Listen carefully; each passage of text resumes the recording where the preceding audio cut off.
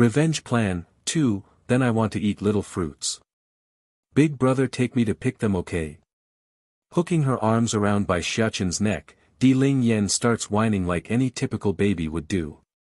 Nodding sweetly over that request, the big steam bun didn't forget to turn back to his little brother who was following closely from the back. Jin Tian, you come too, we will go pick fruits for your sister.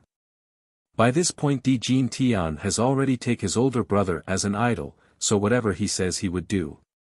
However, due to his inability to stay stable during his little toddle, the tiny baby would often trip over the rocks or whatever.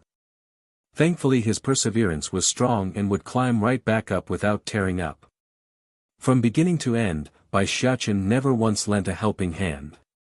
Bai Yan smiled at her children's playful exchange. It looks like Xiaoqin has completely grown up this time, he's teaching his younger brother and sister new things. That said, she slowly turns to her own husband before continuing. By the way Di Tsang, have there been any news from state teacher? Did he find a way to remove the seal on Xiao Wan, demon princess, yet? Faintly nodding, he wrote a letter some time ago. According to the content, he's found a place that can help lift the seal on my sister. However, it's also very dangerous, so he doesn't want to let her know yet. Pursing her lip into a thin line, then what about the demon realm? Did anything happen while I was here? The people from the Celestial Palace is incapable of making a move against us just yet. What's more, the ones they really want to deal with is us here, not those living in the demon city. Until they themselves fall, those people won't do anything to the demon realm or its denizens. Hearing this, Bai Yan was quietly relieved inside. Do me a favor Di Tsang, take our children back to the demon city first, and then make a challenge to the Celestial Palace in our name. I'm sure at least 2 or more of those keepers will come knocking at our doors then. Frowning in his face, Di Tsang didn't understand why. And you? What are you going to do? Bai Yan sneered, with our current strength, overthrowing the power balance in the celestial realm is out of the question. However, that doesn't mean I can't make those bastards suffer a little loss. Is it going to be dangerous? Di Tsang approached his wife to make sure she's not trying to lie on this topic. I don't want you to take any danger. Don't worry, even if there is danger involved this time, I have full confidence in escaping unscathed. You only need to help me distract some of those keepers and I will do the rest. They will definitely puke some blood after seeing what I'm going to do to them. She would never forget those eyes filled with excruciating pain. Nor would she forget the people who died trying to save her in those dreams. Visit our comic site, read novel full. Live Celestial Palace. It's time they settled the debt once and for all. I believe you. As unwilling as he was about letting her go alone, Di Tsang eventually gave in, knowing how stubborn this woman was. I'll wait for you to come back. Me and our children will. Making a humming sound, Bai Yan also felt a little worried and quickly added, remember Di Tsang, I only need you to distract some of those keepers, don't do anything rash while I'm away. Revenge plan, 3, okay.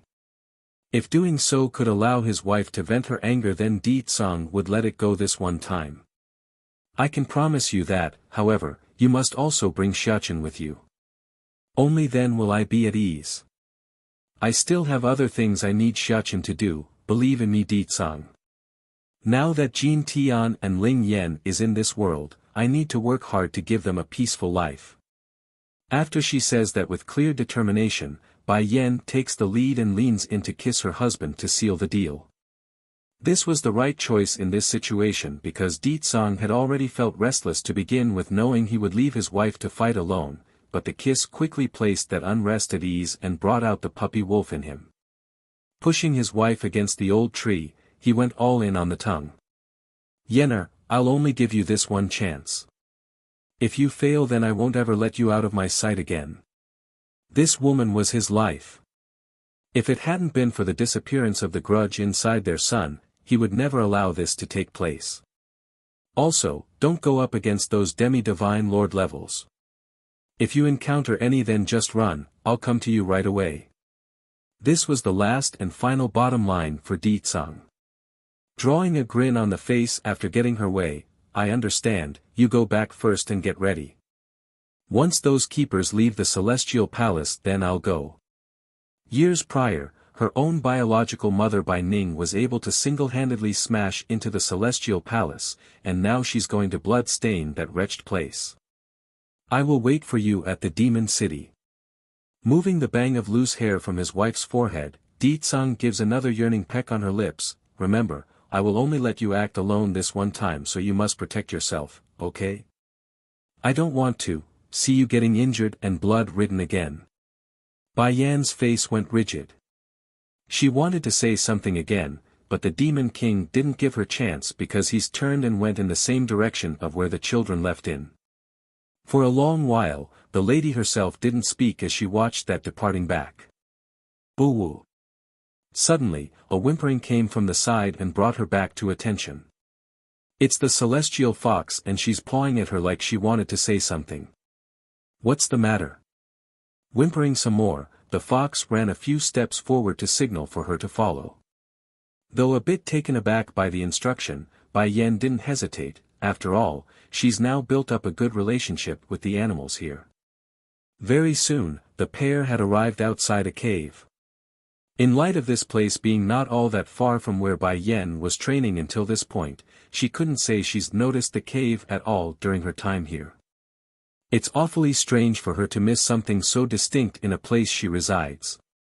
What is this place, Celestial Fox? How come I never noticed this place before? The fox whimpered some more. Frowning on the face, you mean this cave only appeared because I broke through to the peak level of the Middle Divine? That drew a heavy nod from the fox. Pursing her lips, then something must be inside. It will take Di Tsang some time to lure those old relics over to his side anyways, let's go in and investigate. That said, her legs had already stepped through the boundaries and into the cave. The cavernous tunnel appeared empty at first, echoing with her every step from the thick walls. However, it didn't take long for that to change because Bai Yan's ear soon picked up the sound of water splashing, similar to the noise of a waterfall. This discovery only made her more excited.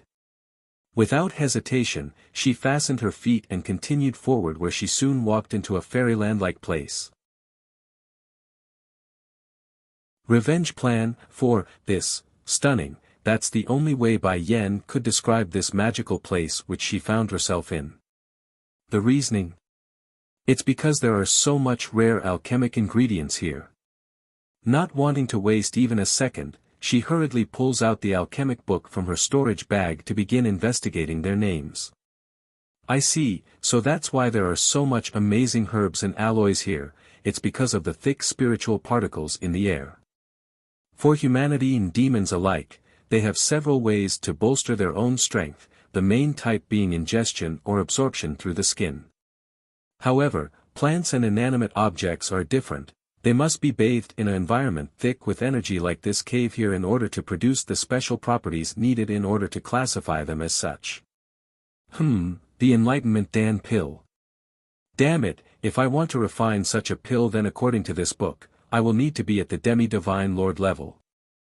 Gripping the pages in her hand with frustration, Bai Yan really wanted to smack herself for being so weak. The Enlightenment Dan pill was one of the long-lost recipes recorded in this medicinal manual, and its uses are to increase the speed of one's cultivation by 100 times without side effects.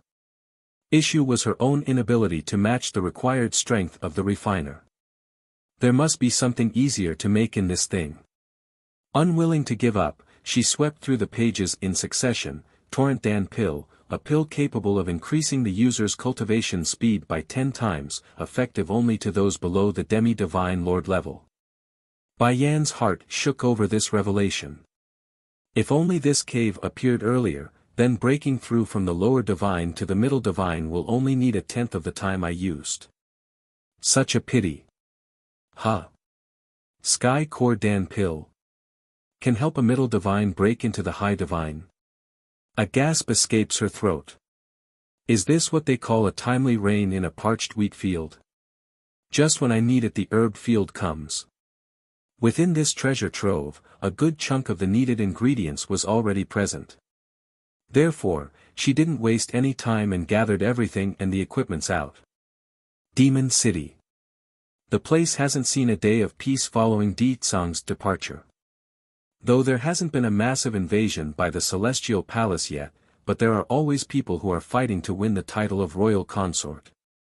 At this moment inside the palace, two maids are hanging their heads and sighing over the recent events. The king and queen have been away for so long, I wonder when they are going to return. I know. I say, why would the king want another consort when the queen is so outstanding? Compared to the queen's beauty, these ladies who came into the palace is worlds apart. And, what if those consorts manages to pull the queen down? What's going to happen to the prince then? I have never seen such an adorable and polite child in my life, it'd be such a pity for something to happen to our little prince. Just when the two maids were sighing again, a cold and harsh snappy voice cuts in and jerked them to attention. Why are you two chit-chatting around for when there's cleaning to be done? Revenge Plan 5, the maid turned white upon seeing who it was. By this point after a year of rumor and misinformation, most of the palace maids and servants had taken the news as true and didn't doubt it in the least. Miss Mu Shui, we weren't saying anything. Due to how frightened she was, the maids no longer dared to speak and hanged their heads. Frosty in the face, Mu Shui, the arrogant leopard girl snaps at the obvious lie, you bunch are nothing but ignorant fools who hasn't seen the real world yet. Nothing but a human woman, how good can she possibly look? Moreover, that son of hers is only a half-breed, that child can only be a useless weakling at best. Only idiots like you two would treat him as a thing. The face of the two maids were undoubtedly very ugly after hearing that pompous and disgusting statement. Unfortunately, due to their fear of Mu Shui's supposed identity and possibility of becoming a consort, they didn't dare to retort her. Hurry up and get back to work. If I find out any of you are lazing around, then I will go tell the king to dispose of you too. Without surprise, the two timid maids did exactly just that. Bowing their head, they quickly retreated to carry out their work, afraid the sassy bitch would really go report them. Meanwhile, at the same time in the back mountain of the palace, a door which has been closed for nearly 2 years has finally been opened again. First Elder. A guard greets the cheeky and jolly-looking elder after coming over to greet the individual. First Elder slightly nods, did the king return yet? Sadly not, both the king and queen hasn't returned yet. However, the king did send us a letter and a badge for us to use. The content said as long as we snap the badge in half then the king will come if we are in need of him. Twitching in his old mouth, the king and queen's been away that long. Alright, I understand then. Don't fret too much on the matter, I'm sure the king and queen will come back soon enough. Anyways, did anything happen to the city while I was in closed-door training? Yes, First Elder, there is. The attacks from the celestial realm are getting fiercer and fiercer with every battle, fortunately our forces are able to repel them at every turn. Now the only matter left uncertain is the matter of the king taking in a new consort. Shouldn't we settle on the candidates before the king returns? Choose a consort. The elder appeared dumbfounded on the face. When did the king want a consort, and how come I didn't know about this? Outrageous. First Elder huffs and snaps out at the guard in utter anger. Who told you such nonsense about the king choosing a consort, and why would he go and take another woman when he has such deep affection for the queen? Now it was the guard's turn to be dumbfounded. The king didn't plan to choose a consort. Then what was the point of those ladies being brought into the palace? Idiots, a bunch of idiots. Shaking across his body due to the inability to express his emotions, if the king wanted to take a consort then why would he wait until this day? He promised the queen that he will only have her for this life, and knowing how proud the queen is, do you think she will allow other females to serve her husband? With a shudder, the guard plopped to the ground in the next and recalled back to all the rumors over the year. As expected, his back was drenched in cold sweat at the thought. It's over. This time it's over. Tell me, who is the bastard who said the king wants a consort? Grabbing the guard by the collar, the elder roars out with a boom, is that moron trying to get me killed? Revenge Plan 6. His Majesty gave me control of the city before he left. If it becomes known that I allowed such rumors to float around, then wouldn't it be me who failed? I don't know, the guard gulped, but they are saying the girls brought by the king from before is going to be the consorts. I thought. First Elder, I really don't know anything. Almost wanting to smack this idiot before himself, the poor elder was burning fire in those eyes. Go now. Go and investigate who began this rumor. If I hear another person talking about this nonsense, then I want them disposed of. I only hope they can stop yapping their mouth before the king returns. The queen and king went through so much in order to be together, I can't allow something like this to get in between them. If it does, then I'm the one at fault because I didn't do a good job. The guard made a shudder over what he's going to say, knowing it's not what the other side wanted to hear. First Elder. I'm afraid it's already too late. Glaring in the eye, what do you mean by that? It's around a year ago. The king's brother-in-law came and demanded to see His Majesty. He had inadvertently learned of the rumors and was very angry, saying he won't let the queen stay with the king. Poor First Elder, he could already feel his soul flying away into the sky and leaving his mortal body. The queen's younger brother already found out. In that case then. Oh no, no, no, no. Send our messengers out this instant. Go find Her Highness's younger brother. No matter what, we must clarify the misconception before the king returns. If we don't, then you and I and everyone else will have to offer up our heads, do you hear? Yes, Elder, the guard complied and practically bolted it out of the back mountain. Rubbing his own temple in frustration and suffering from a headache, these demons are so unreliable, why can't they keep a simple thing like a rumor down? The king always has to handle everything by himself. Inside the supposed harem of the palace, Wuxia was continuing her pompous behavior of conducting the other maids around when a rude and harsh voice broke in from the rear. What are you doing? Dazed in the face, the leopard girl had to take a good moment to realize the holler was in fact directed at herself. Me? Of course I am teaching these maids on how to do their job after seeing how lazy they are. The guard's face darkened. If they're lazy, then what are you? Now Wuxia didn't even know how to respond to that. In this girl's view, she's the future consort of the king, so how dare this puny guard tell her what to do? You don't know who I am, asking while pointing to her own nose in shock. The guard coldly snorts, you are nothing but a maid brought in to serve the little princess. What makes you think you are any different from all the rest here that you can order the others around? Now get moving and work. You, flushing red from anger, Wuxia couldn't take this, I am the future consort. Consort? Snickering derisively in the face, the guard didn't want to waste time and threw down the truth. I have already confirmed it with First Elder just now when I went to meet him. The rumors about the king taking in a consort is only just that, a rumor. In this palace, there is only one queen. That cold hard truth instantly causes the girl to go pale. What did you say? Revenge Plan 7. First Elder also opened his mouth. If there are rumors going around again using the consort title, then the punishment will be torture. In a stumble, Wuxia nearly fell to the ground as she staggered backwards. It's impossible, it's not possible.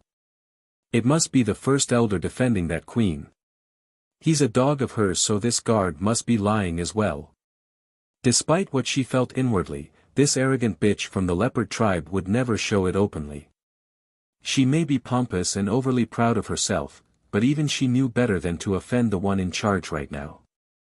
As such, the resentment could only be hidden in those eyes. Furthermore, if I find out who is the one spreading all these lies and framing the king, then it's the death penalty to that person.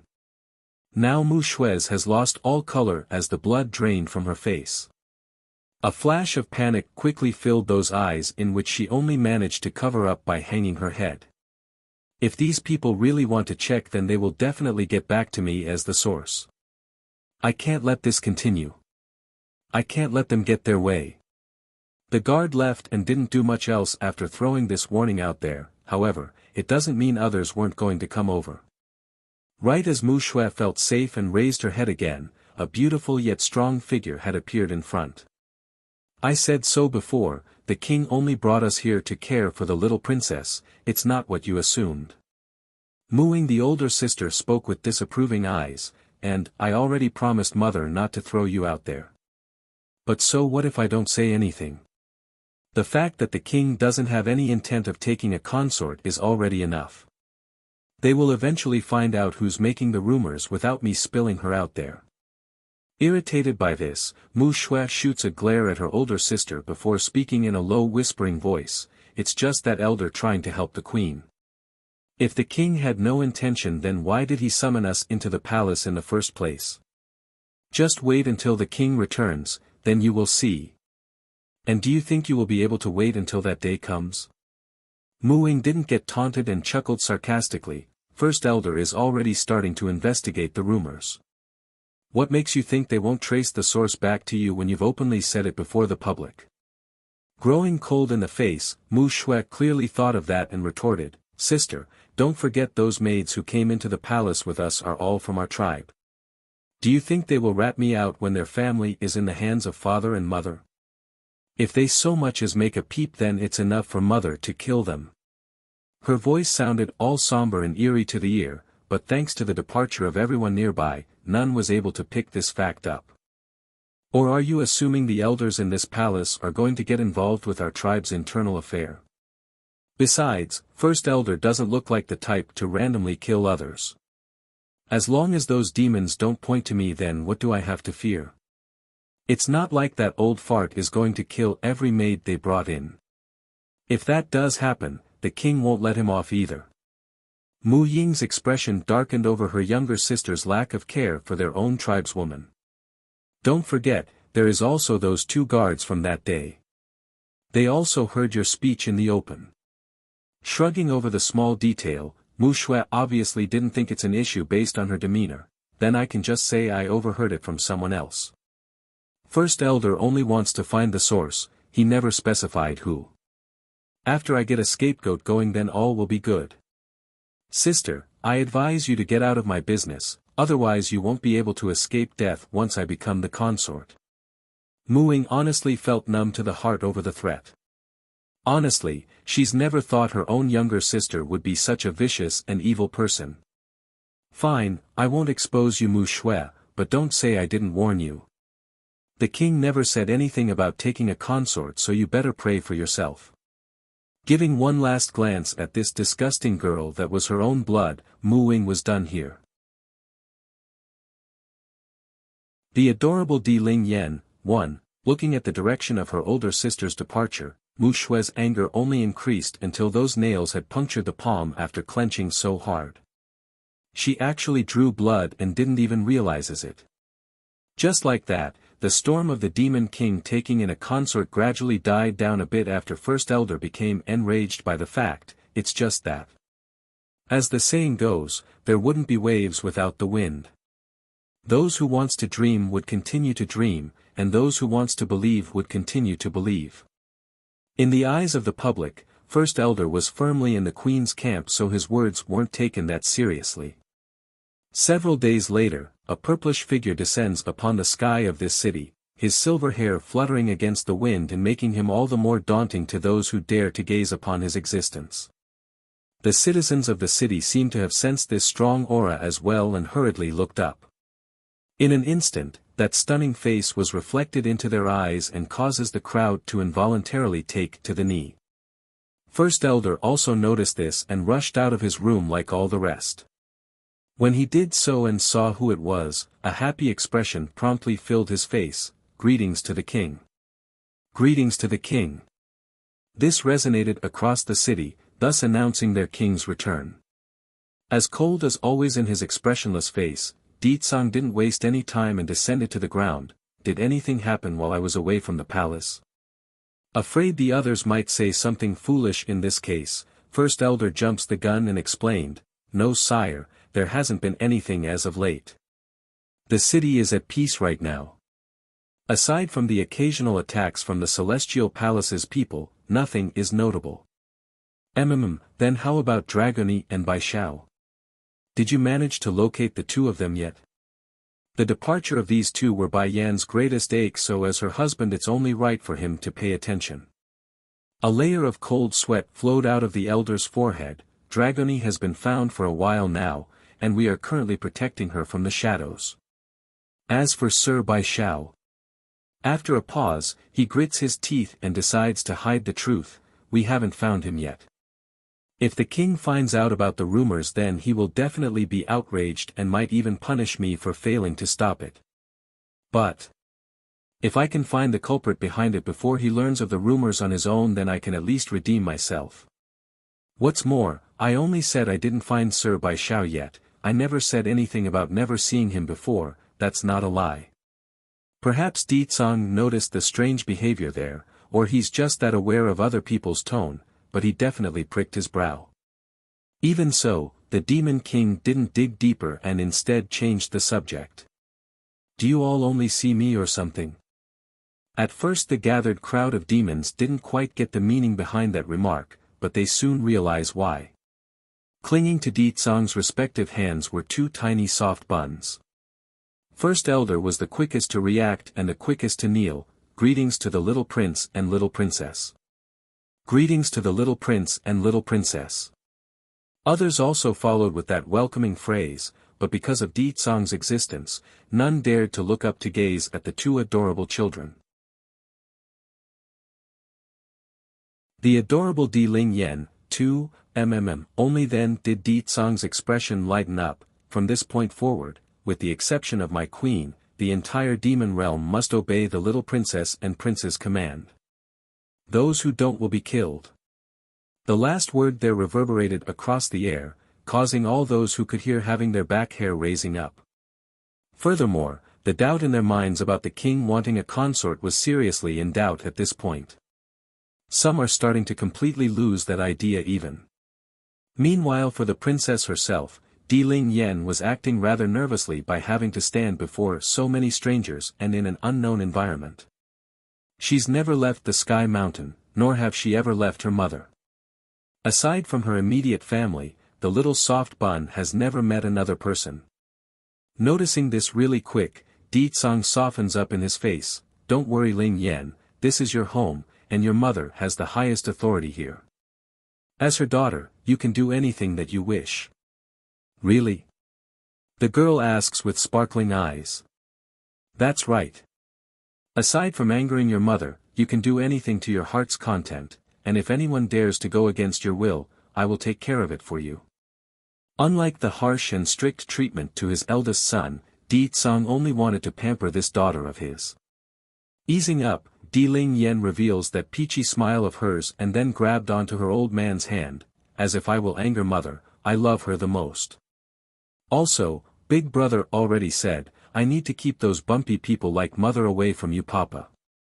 When saying this, the little demon princess didn't forget to gesture to the chest area as if that would help.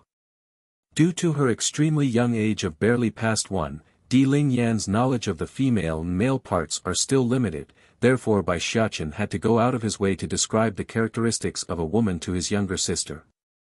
Bumpy people away. Going black in the face, Di Tsang had to hold back the brewing anger inside to avoid scaring his own daughter. "Do you mean it was your older brother who taught you this? What sort of nonsense did that stinking brat teach his younger sister?"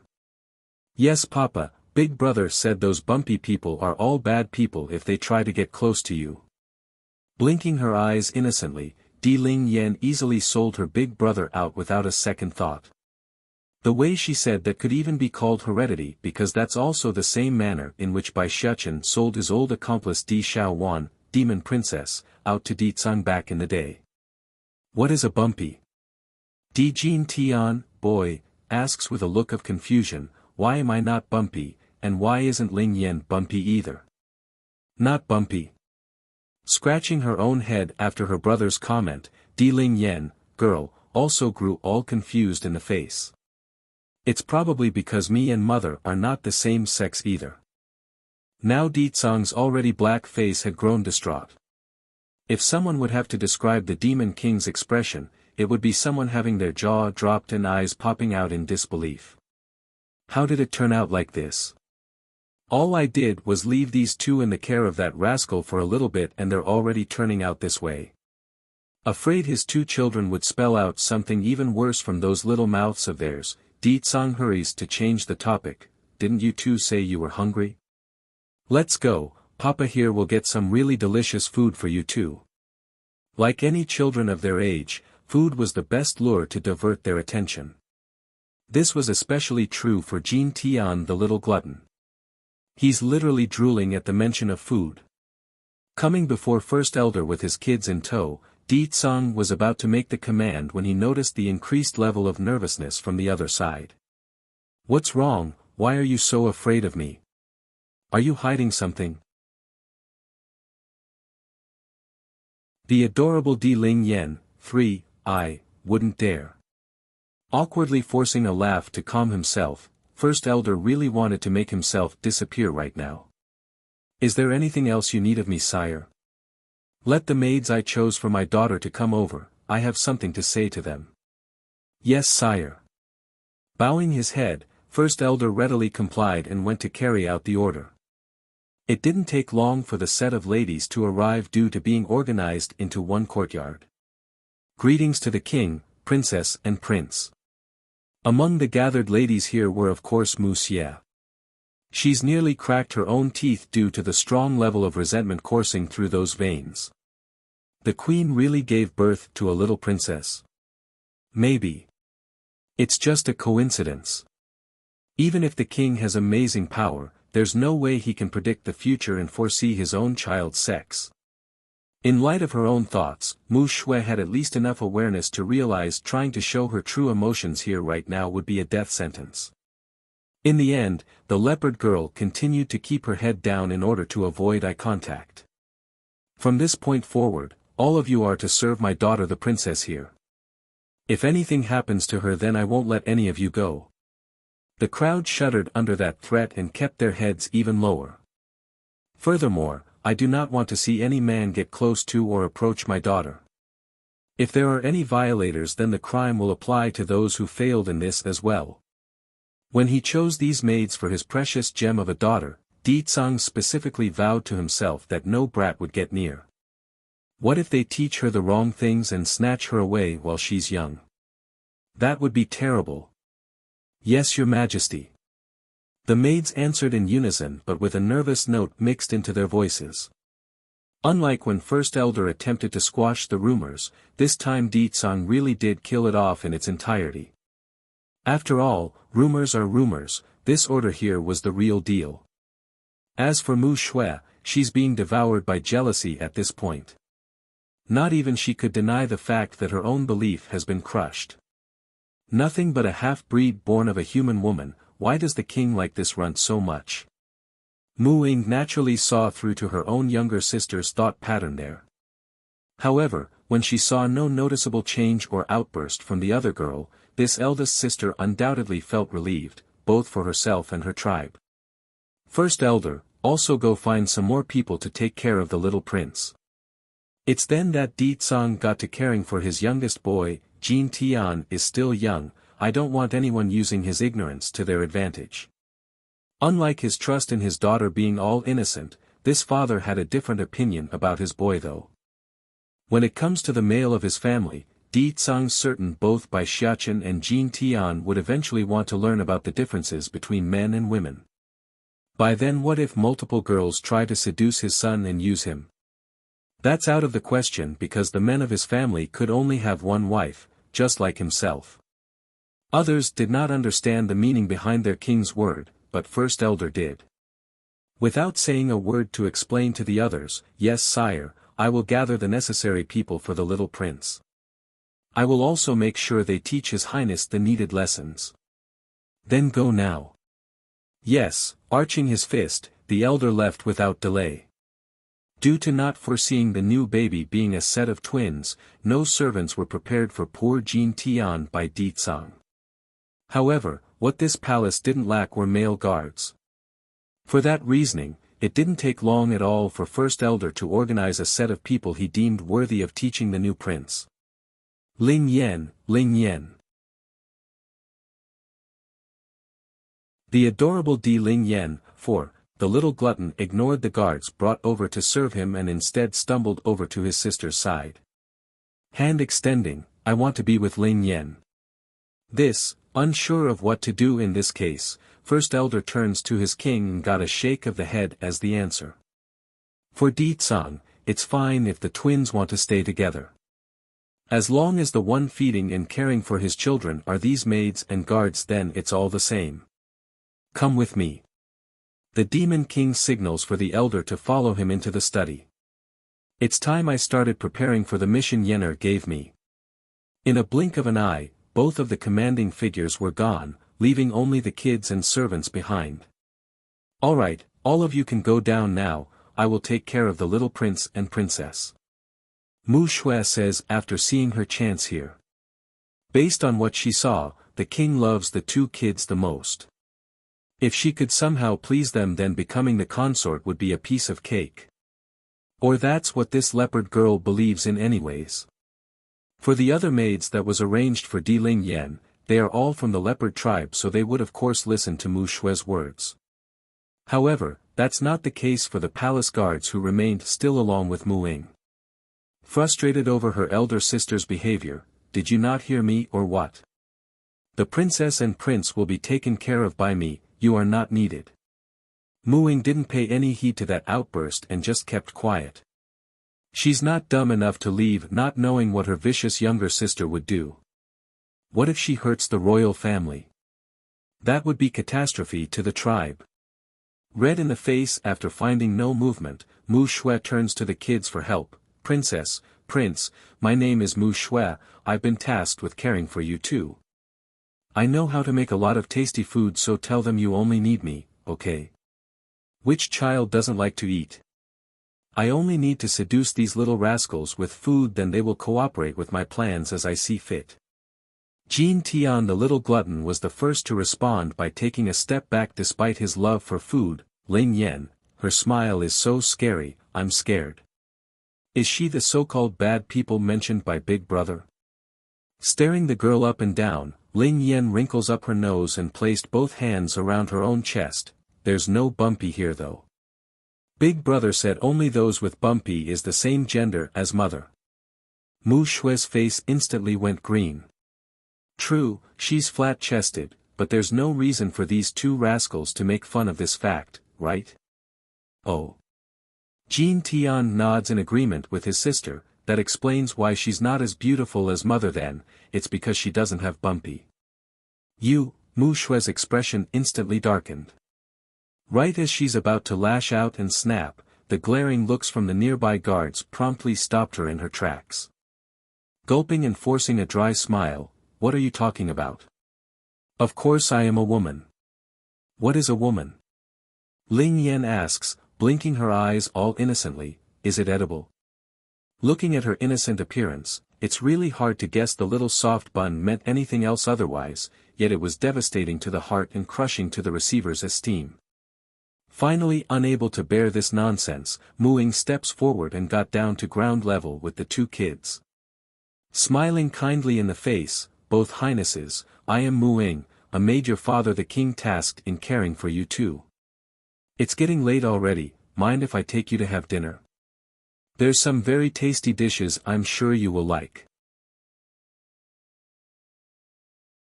The adorable Di Ling Yan, 5, Jin Tian blinked and blinked as he spoke. Ling Yan, she has bumpy on her body, does that mean she's one of those bad people mentioned by Big Brother? Giving a serious look over Mu Ying the older sister, the little peachy princess shook her own head. She did not get close to Papa, so she's not a bad person. Big Brother said, do not let those bad people get close to father, otherwise mother will be angry. For the little peachy thing, those who provoke or anger her mother are all bad people. Therefore, while they are alone here, she must listen to Bai Xiaoqin's words of keeping the female gender away from Ditsang. Oh. Nodding like he understands, Jin Tian the little glutton didn't have any objection to the logic. Papa always said Ling Yan is cleverer, so she shouldn't be wrong. It's then a low growling voice came from the tiny boy's stomach. Without delay, the little glutton reverts back to his silvery fox appearance and lying there on the ground. This sudden change instantly sent Mu Ying into an alarmed state, of course. She didn't know what's going on or if she would be blamed for all this, which only made her face white and fearful. Don't be afraid, my second brother is always like this. Whenever he gets hungry, he will revert back to his fox form like this. Smiling brightly without any hint of ulterior motive, Ling Yan had the look of the perfect little girl. Sighing in relief that it's not her own fault, then please follow me, your highnesses, I will guide you two to the dining room. Grabbing the tail end of her brother, Ling Yan happily toddled behind her new maid. Perhaps it's the thought of immediate food being on the table, but her eyes are also showing more interest than before. Mu Shui on the other hand was seething with jealousy at this moment after being left behind. Humph, what a hypocrite. Say you don't have feelings for the king. Then why are you trying to please the two highness? Damn bitch, just you wait. With average looks like yours, the king will never like you. After that resentful thought, this spiteful girl then narrowed her eyes down into a glare towards where the princess was leaving. If the little princess is this cute, then that means the queen can't be too far off. Compared to myself, which of us is going to be on top? What am I thinking? The king is that handsome, the gene must be from the king himself. There's no way that human woman can be anything more than average, just like that blasted Mu Ying. Thinking up to here, this resentful and overly confident wench that was Mu Shui has gained a new light in those eyes. She's firmer than ever and was determined to win over Ditsang. Sooner or later that man is going to be mine, and everything that he controls will also be mine to wield. In her view, whether it be Bai Yan, Mu Ying or the royal family, they're all her stepping stones to greatness. Heck, Ditsang was also a stepping stone, just that she doesn't realizes it yet. After she's squeezed the use out of everyone knew her, she would readily toss them aside and move on. Giving one final glance at the peachy princesses departing back, Mu Shui huffs a snort and turned away like a proud peacock. Maybe it's because she's been so obsessed with her own thoughts lately, or she's just that oblivious when the vile and jealous side comes out, but everything she did just now was under the careful scrutiny of those guards picked out by First Elder today. They all saw her behavior and was contemplating on how to report this to their liege. Study room of the palace. Due to how oppressive the atmosphere was in this room, First Elder had started to act all uncomfortable and shaky. Did the king hear already? Did he find out about the rumors? But this isn't right either. If he knows, then he would have exposed the whole thing before everyone. Why bring me to the study? Ditsang's provocation. 1. Sire, is there something you need for calling me in here? First Elder asks with a restless tone. Did nothing really happen while I was away?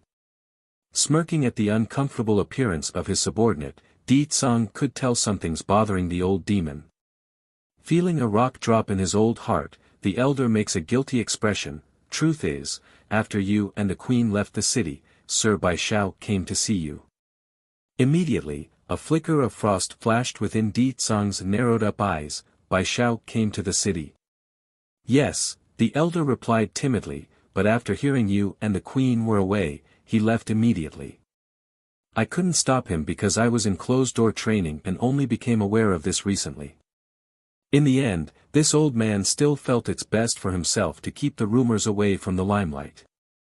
He's just too afraid of what would happen if he blew that out there before this man. For a long time, no words were exchanged between the two of them until it got very awkward. Regarding the matter of my brother-in-law, I will personally handle it by sending my own subordinate. Right now I want you to complete another matter I have on hand. Please instruct me. Kneeling on the ground, First Elder readily complied. Pass the message down, say, in 3 days, I'm holding a gathering and is inviting those from the Celestial Palace to attend. Let's see if those bastards will actually have the courage to attend. The most direct way in bringing those people would be to send a challenge. And it must be known to all to work. Yes, sire. Though a bit surprised by the order, First Elder didn't question his liege's command. Without hesitation, he left to carry out his mission. Murmuring to himself as he watches that old departing back, Yenner, I have given you a chance now, the only chance I will give you. Read more chapter on VIP novel. Calm. Right after leaving the study, the old elder had intended to go begin preparations for spreading the word when he got stopped by one of the guards. First Elder. Frowning in the face, what happened? Did something happen to the prince and princess? No, First Elder, it's something else regarding the maids tasked with caring for the princess. Among them is a maid called Wuxia. She's unwilling to follow the order given and attempted to drive away the other maids in order to monopolize the princess. This news made the old senior darken up in the face. He's lived for many years, so he's well aware of what that maid intends to do. Leave them for now, there's many more important matters to handle first in the palace. However, have some of the guards keep an eye out for those maids, I'm suspecting the source of those rumors is somehow related to that group. Eyes narrowing in, First Elder felt frustrated at how many things there are to do for himself. Otherwise, he would have dug deep into this matter and pull out the one responsible for his own troubles right this instant. Yes, Elder. The guard obeyed and left without struggle. Di Tsung's provocation, too, sitting inside a wonderland-like valley, Bai Yen was entirely focused on her task at hand when a rumbling thunder struck her head, causing her hands to tremble heavily and partially losing control of the cauldron in front. This condition continued even until the last moment of her refinement, but in the end, she's done it. The pills inside the container was completed and it smelled amazing. Sky Core Dan pill, it's finally finished. Making a heavy heave with her breath, Bai Yen felt a weight off her shoulders as she held the 5 little beads in her palm. It's taken a lot of efforts on her part to complete this creation and there's no better time to take it than right away. Sitting cross-legged, she pops one into her mouth and felt an incredible amount of power surging from within. Maybe it's the scent of the pills that's attractive, but after making themselves scarce during the entire refinement process, the animals of the Sky Mountain finally decides to pop their heads out. It's just that. Right then, from above their heads, a loud rumbling thunder appeared again. It's terrifying for these creatures who's never experienced anything like this, which they quickly hid again as a result. Thankfully the breakthrough trial didn't last very long. Only a couple of minutes and it was over. However, the changes in Bai Yan's body was on a whole new level, she's now at the high divine stage. This isn't enough. If I want to deal with those from the Celestial Palace, I need to prepare several more things just in case. Faintly furrowing her brow, she once again turns to the alchemic book in her possession. Through the various pages and recipes, there are many Bai Yen could try making right now to help her cultivation. However, that's not the type she needs. The kind she's looking for was the type that could help make a difference during intense combat. Metal Heart Dan pill, can make the heart hard as metal. Unless the opponent is a demi-divine lord ranked, they cannot injure me on the spot. The effects will last for half an hour. Afterimage Dan pill, can boost the user's speed to incredible levels. It's a good pill to use if I want to run away from my opponent, but other than that, it won't help if my foe is much stronger than me. Caressing her own chin, Bai Yen continues to read the book until she eventually stops at a page near the end. Demi-Divine Dan pill, able to push the user's strength directly into that level. But the side effects are extremely dangerous. Not only will I not be able to get out bed for months, each person can only consume this once in their lifetime. In other words, whether it be this pill or other type of forceful recipes that can increase her strength for short durations, she could only take them once out of precaution. Read more chapter on VIP novel. Calm clenching her fist over this bad news, I'll save this for backup, I can't waste this unless I have to. This time I will make those bastards pay a heavy price. Ooh. Finding it safe to come back out, the celestial fox decides to come up and lick Bai Yan's hand. Its face said it all, she's sorry for hiding in such. Di Tsang's provocation. 3. After some more back and forth between the two of them, Bai Yan eventually got the gist of what this little fella wanted. You are saying you want to leave with me? A heavy nod comes from the fox. She has been in this place for many years already, she's long grown tired of it. Now that a chance has come for her to leave, there's no way this celestial fox would give it up. Smirking at her little friend's behavior, don't you hate men in general? If you leave with me then you are bound to meet a lot of men in the outside world. Can you guarantee you're able to control that temper of yours? That brought a wave of hesitancy in the fox. However, it's only a brief delay before she nodded firmly again. Alright, then can you contract with me? Bai Yan asks with a happy grin. The fox nodded again of course. After a year of sharing this valley with Bai Yan, she's long grown a strong attachment to this woman and her 2 children. Take these days for example, having no company to play with was killing the celestial fox. Very well then, relax yourself while I complete the soul bond with you. Closing her eyes, Bai Yan sent a part of her soul into the fox's head and promptly signed a contract like she always does. Unexpectedly for the celestial fox, once that was done, she felt an odd and confusing sensation circulating across her own body and memories. Why? Why does this human soul give me such a familiar feeling? Oh, why can't I remember anything? Knocking her own head in frustration, the celestial fox wanted to shake away this confusing and uncomfortable state. If only Bai Yan paid more attention to her new familiar's behavior in that moment, she would have dug deeper to find out why. Unfortunately she wasn't, the lady's too busy harvesting some more herbs for the next batch of pills she's going to refine. At the same time over in the celestial palace, the keepers are all outraged while gathered together. Those demons got some nerve, how dare they provoke us? Keeper Ling says that with a dreadfully dark expression, his words seething with anger at those he considered enemies of this world. Keeper Zun was similarly the same in his tone despite being the kindest of the bunch. We were planning to go persuade the Demon King to produce a young fox for us anyways, this might be a good opportunity to do just that. However, I do not recommend only one of us attending considering how cunning and sly that person is. I'm sure some sort of trap is lying in wait for us. This. They wouldn't, right? The demon realm may have weakened considerably compared to before, but they were once considered a realm equal to the celestial realm. Doing that would undoubtedly tarnish their reputation. Another keeper wearing a teal-green robe asks the others with a gloomy face. And why wouldn't they?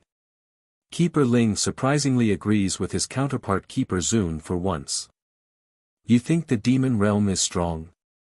Remember, back then Di Tsang exhausted his powers in order to resurrect that girl's soul. Otherwise why would we be able to seal the demon realm until today? Gripping his fist, this senior who has been known to have a temper towards his enemies felt frustrated and angered for not being able to destroy the threat in the past. And don't forget, that Demon King is a fox. Foxes are inherently sly and devious. Even if he's weakened and not at his prime, I'm sure there are many tricks he's conspiring to use against us. The gathered group were quiet without objection to that idea. True, in their view the fox race are all cunning and sly creatures that would use everything in their means to defeat a foe, even if it's underhanded and dirty. Di Tsang's provocation. 4. So, Keeper Ling seemingly calms down somewhat in his voice. Keeper Zun and Keeper Hyun will go together. The others here will remain in the palace in case anything happens. The others didn't object to the idea after some thought and felt it reasonable. Though they did have opinions about the matter, but they too understood there weren't any better options. Keeper Ling, when will we set out then? Keeper Hyun, who normally don't speak up, asks after slowly getting off the seat. We will set off now since the Demon King set the date to be 3 days from now. The grumpy keeper snickers a sneer at the impending gathering. In Keeper Ling's view, it would greatly hurt the Celestial Palace's credibility if they refused the invitation. Moreover, he also needs to confirm it in person if that Demon King was the real deal or some fake. But, Keeper Hyun pauses over his own words, what if this matter becomes known to the Celestial Lord? How do we solve that? Celestial Lord. The room turned silent over that title and grew unnervingly creepy in the air. Do you really think that the Celestial Lord loves that woman to that extent? Clenching his fist until it's making a crunching sound, Keeper Ling's anger started to boil over again. Do you think he will go that far for her? Isn't that the case? Despite the firm belief from the elder, the others in the room weren't so sure on this topic. After all, the Celestial Lord did and continued to leave them for 1,000 years just for her, that's a fact. Ho ho, you are all foolish. Snickering a grin, Keeper Ling went ahead to explain his reasoning. Did you forget how we won the war back then? For the sake of this world, for the sake of the celestial realm, the Lord abandoned her back then. And for the same reasoning, he will do it again.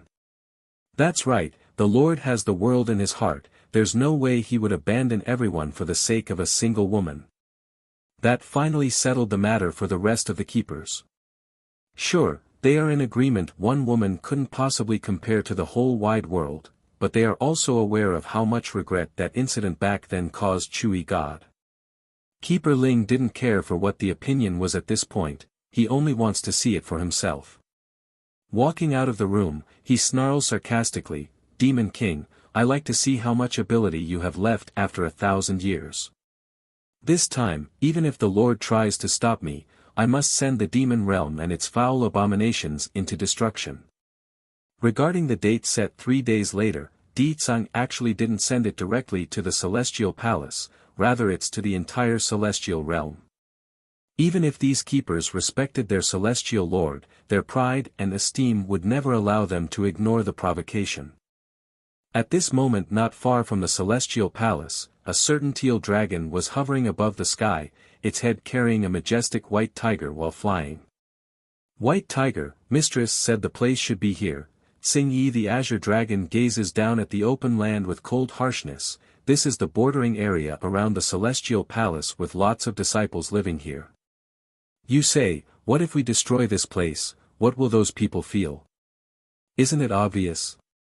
Those bastards will probably come chasing us once they find out we trashed their territory.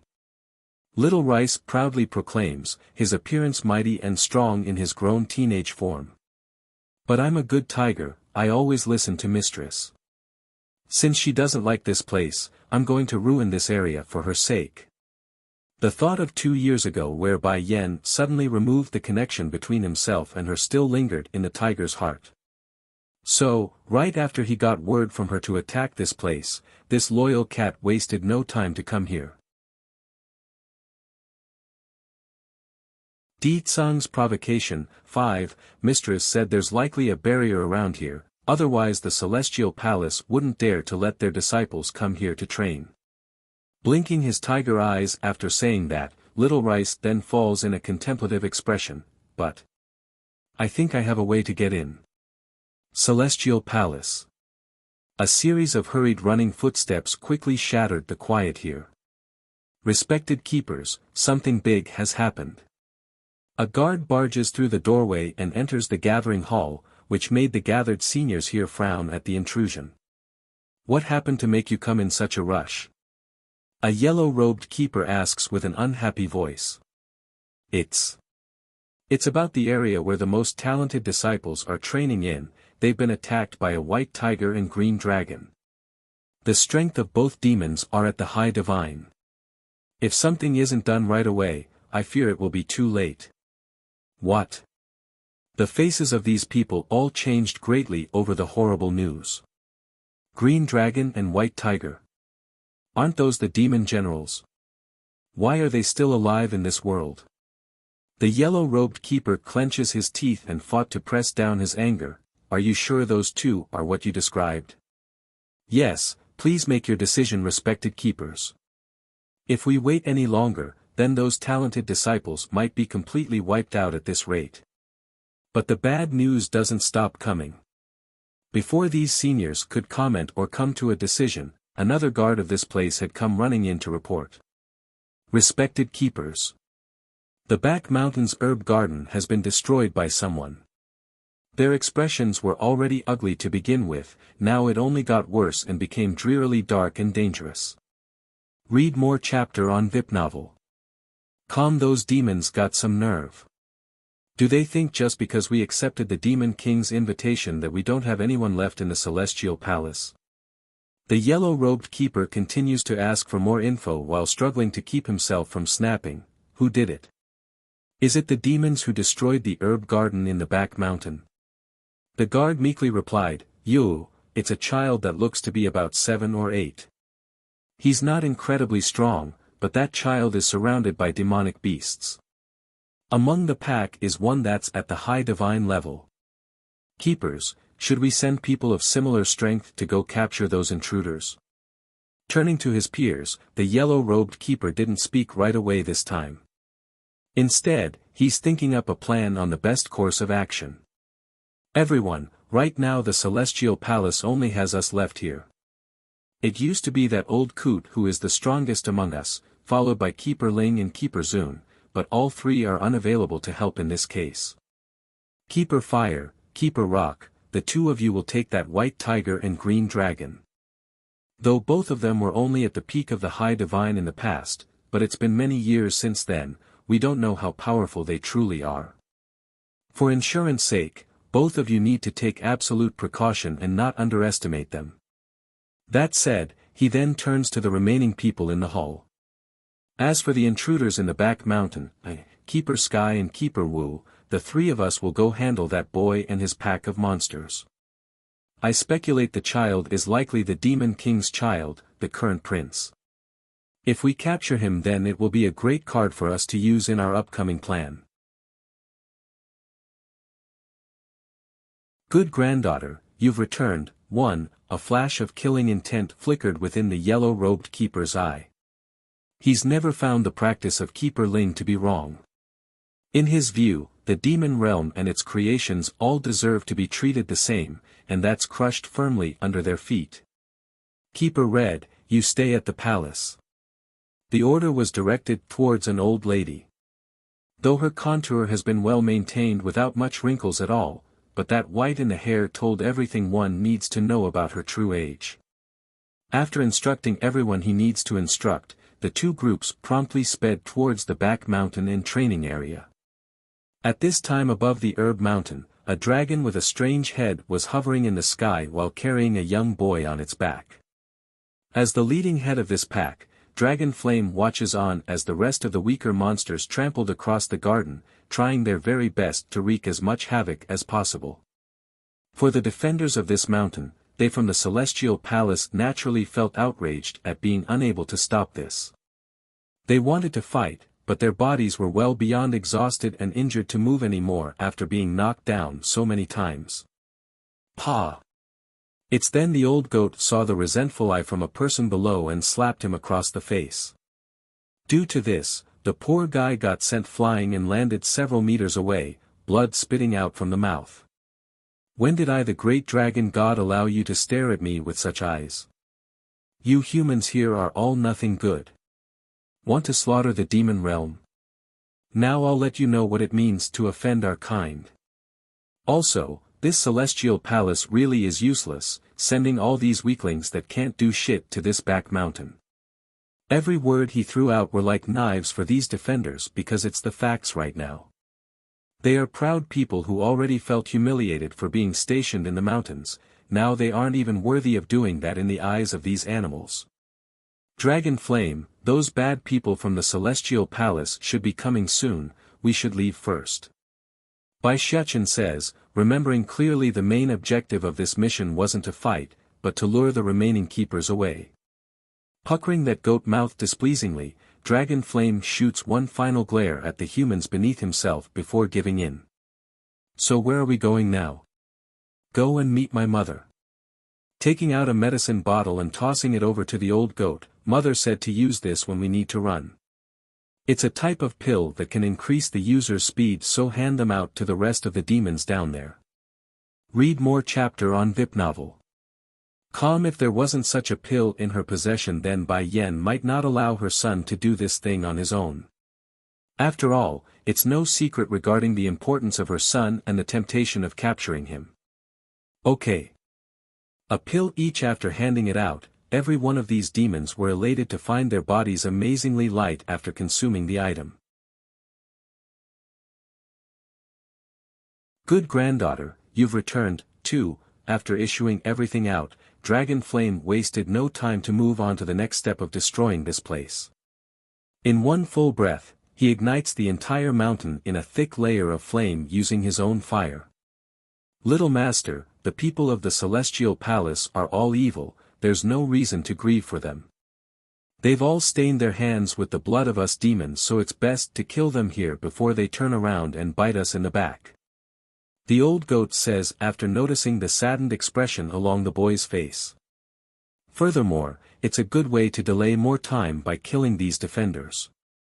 Pinching his lips into a thin line of unhappiness, I understand your approach, but, this is a whole mountain's worth of herbs here, those plants are all innocent. Now they're all wasted because it's burned. Imagine giving it all to Mother, how great would that be? Looking at the boy's regretful expression, Dragon Flame just couldn't stop twitching in the corner of his mouth. Originally the old goat believed the kid's saddened over the loss of life, yet it turns out it's the polar opposite. Clearly he's overthinking things and worrying for nothing. Making a dry cough, he pulls out a storage bag and hands it over. Although I'm not an alchemist like your mother, but I can still distinguish between the herbs giving off a strong spiritual presence. I picked the couple I deemed valuable in there so you can give her these. That great news instantly turned that frowning little face into a happy one. Then we should hurry, I don't want Mother to wait long. Remember, from now on everything you do must be in the best interest of Mother.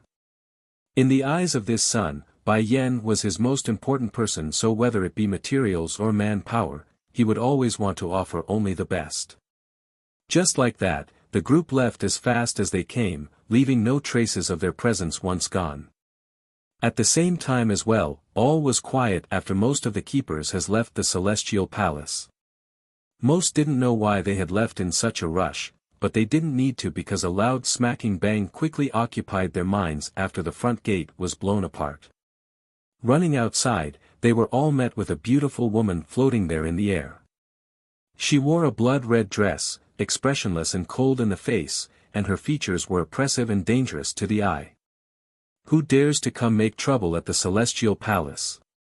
An enraged voice booms out from within, followed by a group of heavily armed guards brandishing some very shiny weapons in their arms. Unexpectedly though, instead of attacking right away like they should, these men only showed shock along their faces once they got a better look at the assailant. Why does this 20-something-year-old looking woman look so much like that Bai Ning? You. Who are you? It's understandable for these men to react this certain way. Several years back, Bai Ning had personally attacked the Celestial Palace while the keepers were in closed-door training and wreaked havoc to the defenders. The bunch here was among the survivors, so the experience was still considered a nightmarish taboo for them. Who am I? Smirking with contempt in her smile, Bai Yan's eyes grew frosty. Of course someone who is here to kill you. Of course someone who is here to kill you. Good granddaughter, you've returned. 3, bang. This time the lady in the air no longer waited for the crowd to speak. Raising a long sword, she slashes down with roaring ferocity and sends those unable to dodge into a pool of blood. The remaining individuals were stunned by this horrific picture, only staring upwards at the increasingly dark image of the female who gave them fear and a sense of dread. High Divine. This woman is actually in the high divine level. Quick, go call the guardian knights. But Due to Bai Yan's incredible level of aura swarming over the entire place, these people in fact didn't need to shout for help. Before they knew it, a squadron of heavily armored soldiers had rushed out from within again. Unlike the last group though, these people are clearly well trained based on their uniformed footsteps. Girl, you've only recently broke into the high divine level, how dare you come make trouble at the celestial palace? Don't think it will be so easy to leave after causing this much damage. Speaking out was a middle-aged man who led the knights in front. Even if the keepers had left, there are still plenty more powerful individuals within the premise. For example, these guardian knights are the elites of the elites, each wielding power equal to a high divine in their own respective way. But I Wu Ling will never kill an unnamed individual. Now tell me, what is your name, girl? Flickering with light in those eyes, this knight by the name of Wu Ling locks onto Bai Yan like a hawk. There's really no other reason for this man to be so obsessed with formalities, it's because he hates Bai Ning from the hearts down. When the lady besieged the celestial palace back then, he too was at the forefront defending this place. Sadly for him though, he too suffered defeat despite using all the resources at his beckoning. Now that another woman has come and looked so similar, how could he not be obsessed? Bai Yan on the other hand wasn't so patient as to cater to some nobody though. Wielding her Godslayer, the sword continues to grow bigger and bigger until it covered the entire sky on her location. You are unworthy of knowing my name. Boom! Wu Ling was shocked as that gigantic blade came swinging down at himself. Without hesitation, he retreats up to several meters to one side just so he could narrowingly avoid the attack. However, that's not to say the couple of people next to him were so fortunate. They were squashed like ants under that mass of metal, thus turning them to mush. This shocked everyone involved, especially the leading knight that was Wu Ling. He may not know the makeup of that blade, but he does know his pure strength. Among one of the knights that got killed there was a low-level high divine, just like Bai Yan herself. Imagine being killed in one hit, that's ridiculous. That sword. What is it made up of? Kill, kill, kill. It's then right when everyone's expression was looking terribly ugly due to what has happened, a mad crazy laugh interrupts their focus. As a result, even Bai Yan has had to turn to the side and see what's going on.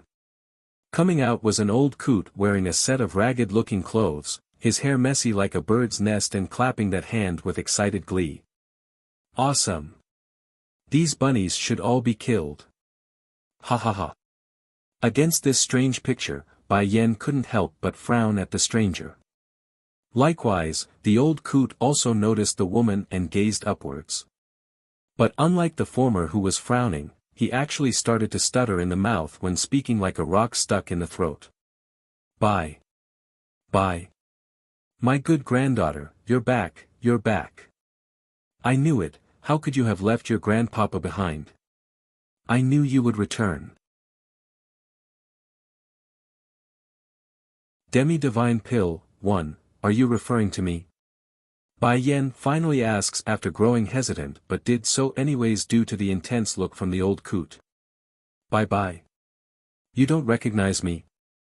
I'm your grandpapa. Is it because of them? Did you lose your memories because these bastards killed you? It must be them. Growing maddeningly red in the eye, the crazy old coot gradually shifts his gaze towards the back mountain where some of the keepers were currently at. But that quickly changed when he turns back to Bai Yan. This time there's only kind warmness in his voice. Good granddaughter, don't be afraid of those bastards, your grandpapa here will protect you. I won't let them hurt you. Instantly, a wave of aching pain filled Bai Yan's heart when staring at this old man's appearance. She couldn't stop it nor know why she's so emotional to the point it's suffocating. No, I can't procrastinate any longer, I must hurry and deal with these guys before those keepers come back. Thinking up to here, Bai Yan's indecisive mindset swiftly firmed up, I am not that granddaughter you keep mentioning about, you've got the wrong person. I got other things I need to deal with, can you leave this place first? Wrong person. The old coot's eyes suddenly got dull like the soul just left him. No, how can I recognize the wrong person? You are my good granddaughter. I am not wrong. Bye-bye, do you still blame me for what happened back then, for not being able to protect you? Is that why you won't recognize me? He then extended his hand out like a child wanting to plead for forgiveness. Boohoo, bye-bye, I know my wrongs, so don't leave me behind. The more he sobbed, the more painful and heart-aching it was to the ear, like he's trying to convey the pain and loneliness he's suffered over the years. For the only company Bai Yen brought along, which was the celestial fox, she didn't like the way was panning out at all. For one thing, the keepers who went to the training ground in Demon City wouldn't return as quickly even if they got the message. However, those who went to the back mountain could easily return in no time at all. For the sake of her mistress and herself, the fox hurried to lick the lady's hand to remind her to move it lest they get trapped here. Celestial fox, you take this old man and leave this place first, I'll come after I finish up here. Bai Yen orders after understanding the issue here. Awoo. Complying by jumping down from her shoulder, the fox wasted no time to bite down at the old coot's robe to drag away. But the dull dazed state of this crazy old coot wouldn't last long. After a short distance, he suddenly regained himself and pushed the fox away to run back over to Bai Yan's spot. Bye-bye, good granddaughter, grandpapa will not leave you, I will never leave you again in this life. Boom. Read more chapter on VIP novel. Calm. Before more could be said, Bai Yen had already brandished her Godslayer to release its power. As a result of that, the recoiling force had sent the old elder flying back several steps. Impudent wench. Wu Ling sneered, drawing his own sword as well to confront the lady. Unlike his peers, this leading guardian knight moved like lightning. With one leap and he was already in front of Bai Yen, his blade aiming straight for her face. Demi-Divine Pill, 2, Bai Yen immediately raised her Godslayer to defend herself. With a loud bang as metal scratched against metal, sparks flew everywhere as their strength collided head-on. However, it's clear who was gaining the advantage here as the lady's footing continued to crack and sink in from the crushing force. Fortunately, she had a backup plan. Taking out the readied bottle from her storage bag, Bai Yen pops the cork and swallows the pill without delay. Immediately, she could feel the effects taking place from within and lightening up her body, thus allowing her to disappear from within view of Wu Ling's blade. This pill was the exact same type she gave her son before, called Swift Wind Dan Pill. Unless the foe wielded the power of a demi-divine lord, Bai Yen would be able to make circles around the opponent using this. Seeing the incredible speed portrayed by the woman from out of the blue, Wu Ling's expression promptly turned dark. He wanted to catch her and swung wildly. As a result, sadly, all he caught were the afterimages and nothing more. Then before he knew it, a swinging flash of metal had come smashing down for his face. If not for the years of experience and instinct that told his body to move it, he would have been slashed into two. The rest of the Guardian Knights knew they couldn't stand back after seeing how close their captain came to losing his life there. Without further ado, everyone quickly surrounded the lady from all sides in a circling formation. Unfortunately for them though, speed would always come out on top. Forget about injuring Bai Yen, they couldn't even knock a corner of her dress. Very soon, a flustering look could be seen across Wu Ling's face. Who the hell are you? What's your relationship with Bai Ning? Why are you attacking the Celestial Palace? He had thought the other side wouldn't answer his questions, but who knew Bai Yen would by breaking out into a laughter. I am the wife of the Demon King, the Queen of the Demon Realm. And I am here to get revenge. And I am here to get revenge. The proclamation hit the crowd hard, causing them to go pale and horrified in the face.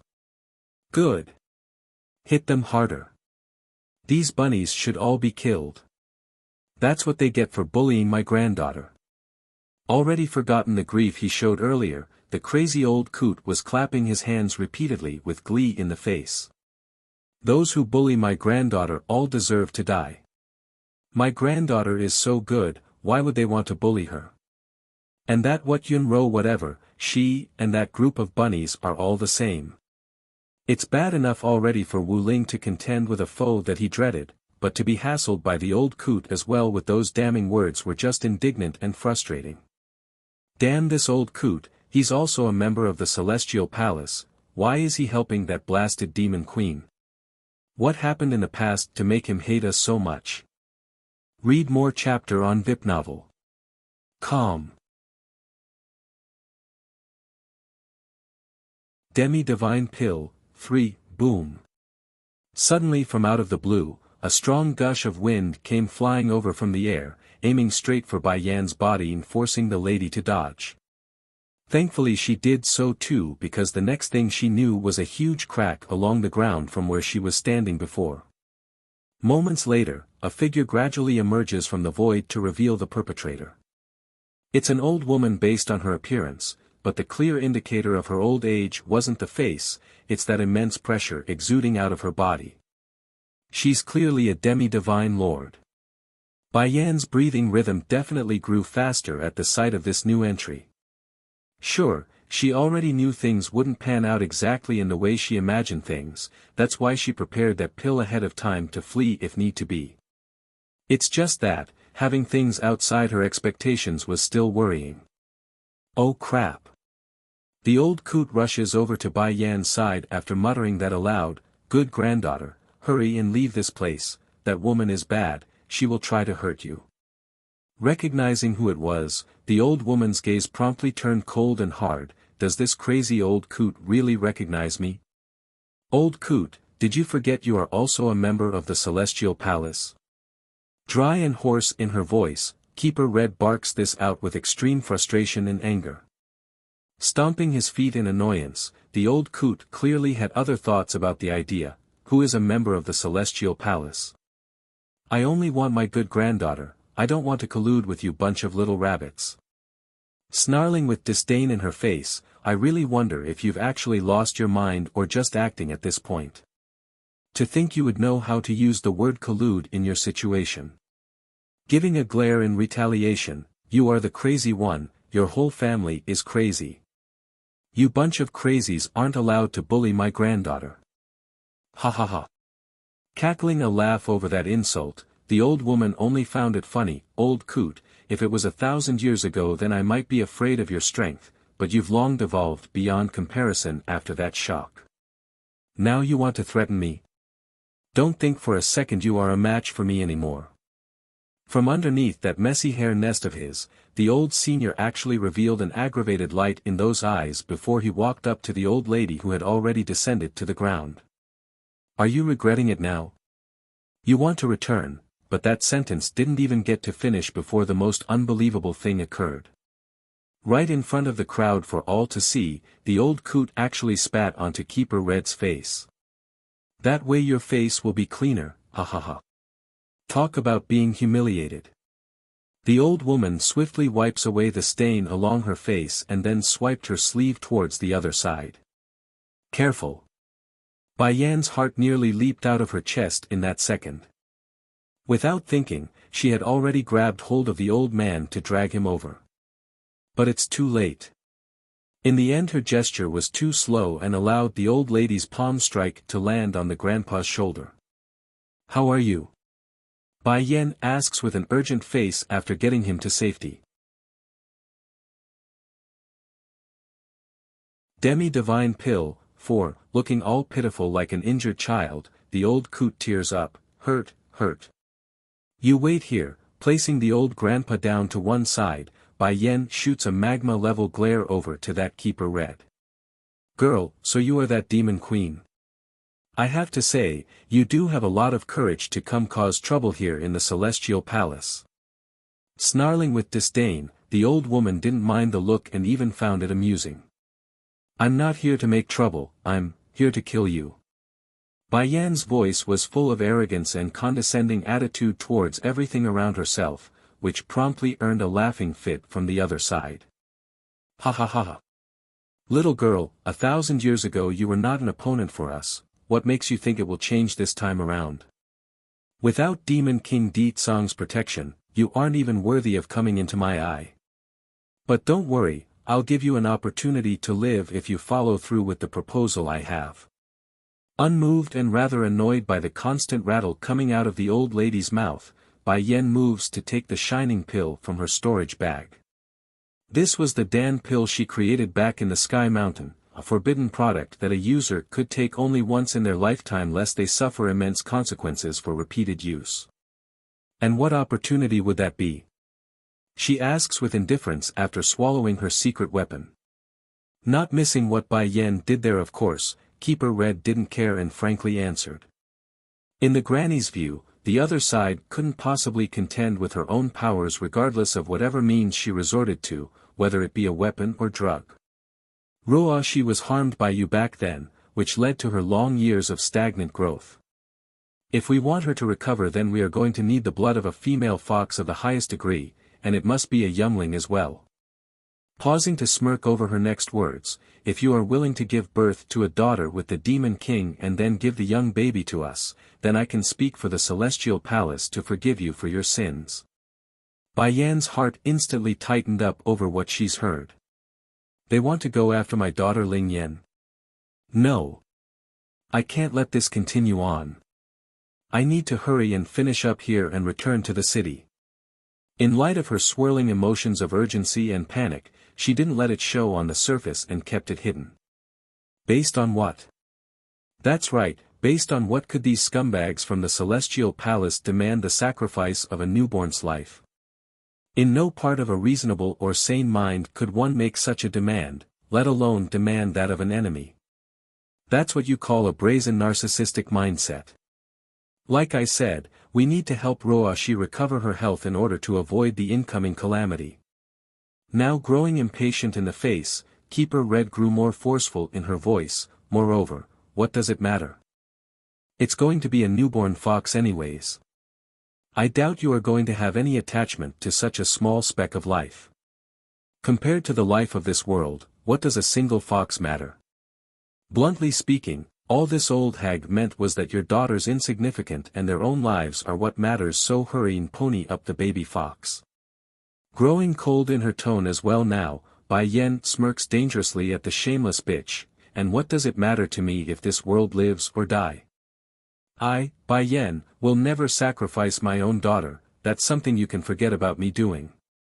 How can you be so thick-headedly stubborn like back then? Snapping out in frustration, Keeper Red was clearly getting impatient. No matter, it's not like the decision is only up to you, it's your husband the Demon King who has the final say, doesn't he? I'm sure he will gladly offer up the newborn fox if it means saving his own hide and the demon realm. But don't worry, once we get what we want, then the grudge between both the demon realm and celestial realm can be considered squared, that I can promise you. That obvious fake promise only fueled a mocking and contemptible chuckle from Bai Yen. Demi-Divine Pill, 5, you think the feud is over just because you say it's over? Sorry, but between the celestial realm and the demon realm, only one will survive by the end of it.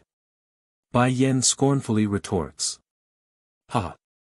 The old woman's anger grew deeper. That's not up to you anymore. If you didn't come to the Celestial Palace, then you might still have a choice, but you're already here at our doorsteps. That means we no longer have a reason to let you go. Also, it doesn't seem that pill of yours is having any effect, is it? Your alchemy may be exceptional back then, but from what I can see, you're only struggling for naught.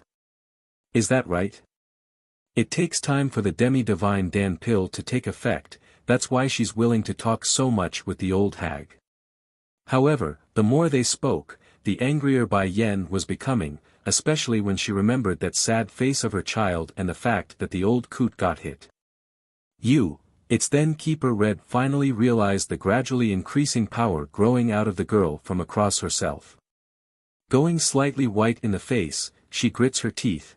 What did you just take? Smirking, Demi-Divine Dan pill. Getting very ugly in the face at the name. To think I would make such a big blunder. She's also an alchemist, so there's good reason for this old woman to be angered and afraid.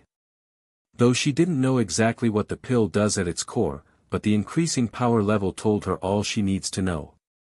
By this point Bai Yen was finished in her preparations and no longer needed to rely on the swift wind Dan pill to help her. In an instant, she's swinging down her sword at the old hag's face and stirring a gush of wind in its wake. Watching this sudden turn of event from his precious granddaughter, the crazy old coot promptly climbs up from the ground and made a worried face. How did my good granddaughter get so strong? Is she going to be alright afterwards? The celestial fox didn't miss that remark, of course, since she's the closest to the elder. Isn't this old man supposed to be crazy?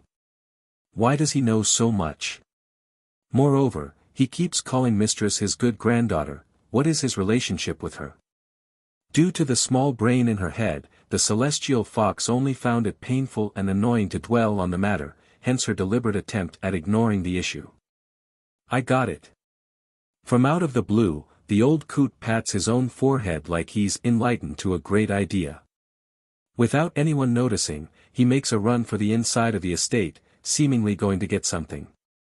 Startled by the sudden behavior, the fox wanted to give chase at first, but her legs stopped after thinking it through out of worry for Bai Yen. Under the oppressive atmosphere of the gloomy dark sky, the old hag that was Keeper Red continued to deflect the blade using nothing but her hands. Even so, she was already feeling the strain on herself and the recognition of the danger she's put herself in.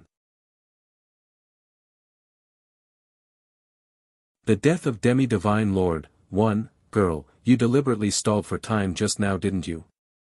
Grinding her teeth with resentment in her voice, Keeper Red now got it on why this lass would spend so much time leading her on. Bai Yen didn't want to bother wasting more time on this old hag anymore, so she didn't verbally reply. Instead, she answered by disappearing in a blur and then slashing down at the woman from the back. Though her blade only just narrowly missed the target by a breath's hair, it still made the other side break out into cold sweat.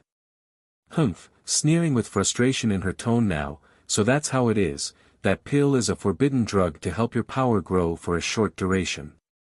No matter, even if you did get stronger, you're still no match for me who has already reached the intermediate level of the Demi-Divine Lord level. She may say that so proudly and confidently, but truth was Keeper Red wasn't so sure she could overcome Bai Yen in her current state. Nevertheless, the members of the Celestial Palace would never yield in their tempo. Even if she couldn't win, she must at least put up a front, especially when the opponent was someone that has an absolute grudge against them. Swish. Without another word to give rest, Bai Yen continues to attack with ever-increasing speed and strength. Not far away, Yun Ruoshi the deceitful witch was currently spying on this battle from the shadows with her cold dark eyes. Why is she coming back here? Clenching the fist into a tight ball, she mutters this out with no recipient in mind. It's not enough that she got the Demon King's love.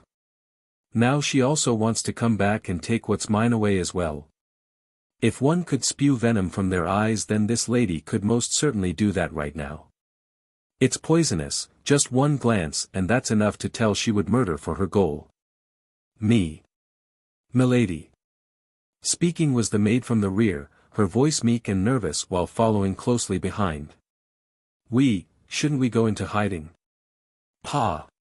Without any forewarning, Yun Ruoshi sends a loud smacking slap across her attendant's face and snapped around. You shut up, I do not need you to remind me. Based on what? Based on what can she appear again and I must go into hiding? It was not easy for me to get this far in life today, so why must she return and destroy everything I have? That woman is nothing but a slut, why should I be afraid of a slut? Huffing and puffing to make her own chest rise repeatedly, she was always like this, hypocritical and a liar. Back then all she needed was to speak for me before that old coot, then I would also be that bastard's disciple. What close friend? She never took me as a friend. Unlike his current state of partial insanity and mad state, the old coot mentioned here was once upon a time the #1 keeper in the Celestial Palace, a person of immense power and influence. Imagine being offered a chance to become the disciple of said person, and all it required was a single request from a friend. The death of Demi-Divine Lord. 2, that's pretty much the gist of how things went. Due to Bai Yan's refusal to put in a good word for her, Yun Ruoxi hated the former lifetime friend and began to hold a grudge in secret.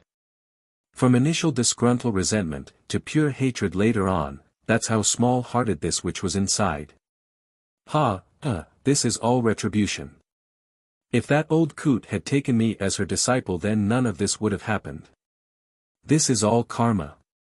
Laughing maniacally like she has a screw loose in the head, she gives one final glare to her one-time friend before turning around.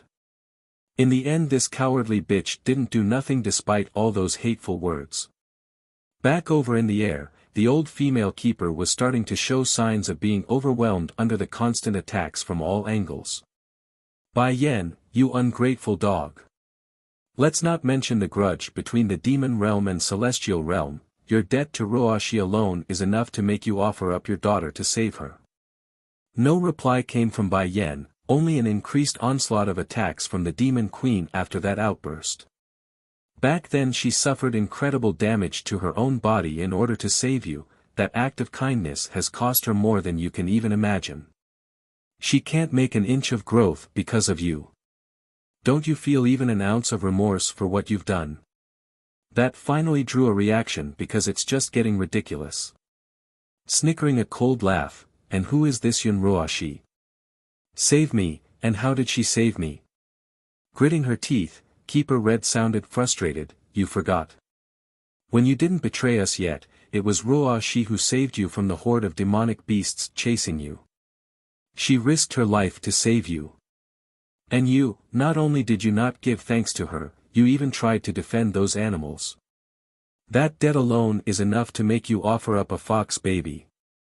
Ticking her lips upward, Bai Yan's expression was unbelievably frosty despite the smirk. First of all, what you say about a horde of demonic beasts chasing me is not possible. Secondly, if Ruoxi did save my life and become my benefactor, then Ditsang wouldn't have wanted to slaughter the entire celestial palace. Pausing to gather her own composure as well after almost letting herself slip into rage, I am not the one from the past. The me now is only one person, the daughter of Bai Ning, Bai Yan. Aside from the occasional flickers of memory coming out from the deep subconsciousness, Bai Yan couldn't truly say that past life was herself, at least not yet anyways. Nevertheless, she believes in Ditsang and wouldn't doubt his words about the past. How can Ruoxi's story be wrong? The old hag sneered, not believing the other side at all. You were enamored by the demon king's beauty, that's why you kept maintaining the demon realm did nothing to you. In the end you even turned the story around and tried to blame Ruoxi. That's how low and despicable you were. Ruoxi, Yun Ruoxi. Not giving a reply, Bai Yan instead narrows her eyes in because she just remembered why the name sounded familiar. If I'm not wrong, that Yun Ruoxi should be the same lady who tried to send assassins after Xiachen in that valley. As much as she would like to confirm her speculations, this was obviously not the right timing. So, without another thought, she musters up the strongest attack and roared out using the destructive force hidden within her Godslayer. The death of Demi-Divine Lord, 3, it was already too late by the time the old hag reacted. Flying out like an arrow, she slams into the ground from the impact and stirs up a dust of cloud in her wake. Even the ground seems to shake under her body's weight. Puking up blood as she slowly crawled back up, Bai Yan, do you really think you're strong? If it wasn't for that forbidden drug and that sword in your hand, you would never be my opponent. Unfazed by the taunt, Bai Yan continues to encroach on the old hag. I said it already, I will repay all the damage you people did to me in the past. Holding her Godslayer, she pumps as much energy as she could into the blade for the final strike. And as if to answer her call, the sword also started to vibrate and ring in coherence. This scared the old hag greatly. She could see the destructive aura coming out of that thing, and the blade was also growing bigger and bigger until it's a towering column in size. Originally Keeper Red wanted to dodge this beastly metallic body by dashing away, but clearly she's mistook her own condition right now, not realizing how weak she truly was at this point. In the end, instead of moving like she wanted, she only staggered a few steps and took the blow right over her head. Blood sprayed everywhere from the crushing blow, turning the woman into a pile of mush of gore and red. Just like that, a demi-divine lord that once ruled these lands have fallen, bringing down the curtain on this once powerful female of the ages. Bai Yen didn't come out of this unscathed either, though, despite killing her foe. She also stumbled backwards from the recoiling force.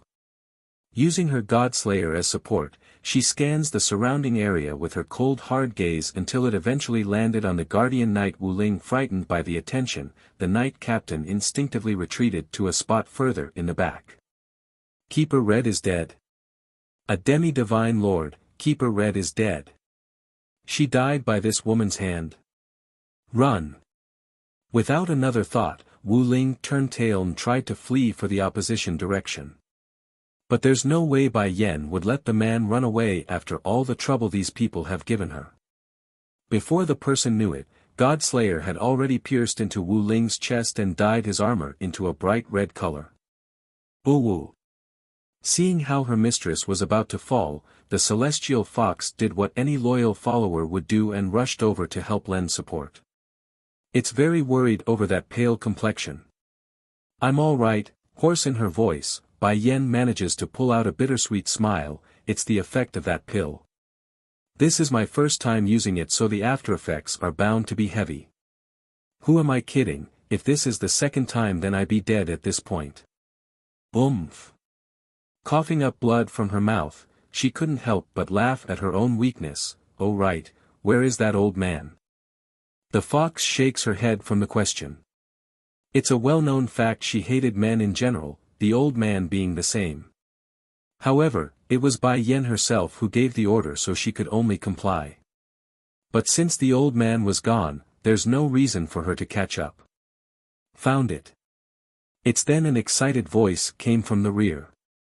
Looking over, Bai Yen could see it was the old coot running over while waving something in his hand.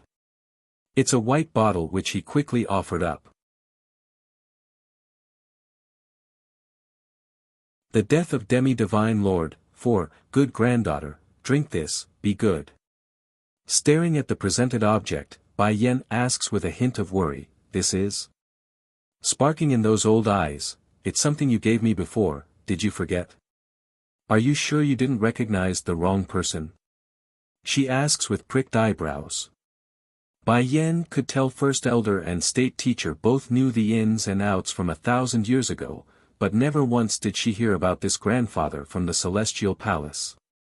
For that reasoning, she's guessing this old man likely got the wrong person. You are my granddaughter, I won't recognize the wrong person.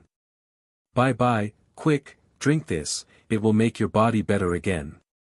This is what you gave me back then, I only kept it because I couldn't bear to drink it myself.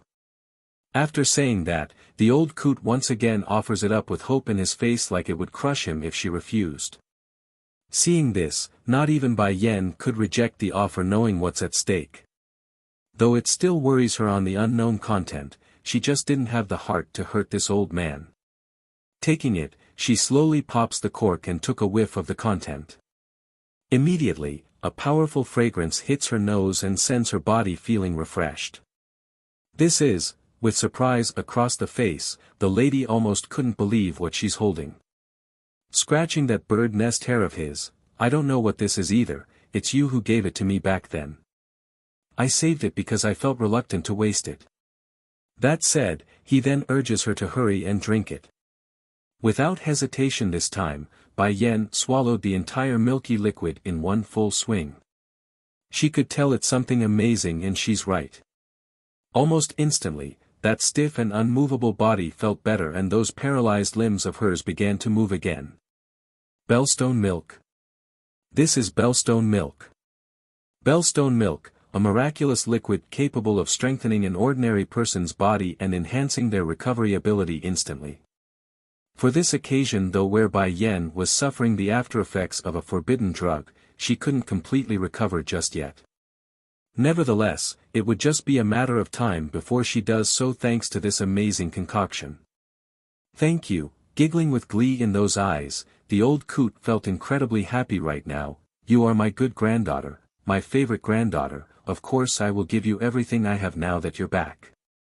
Against this warm reception, Bai Yen really felt guilty inside. Sighing, I'm sorry, but I really am not your granddaughter.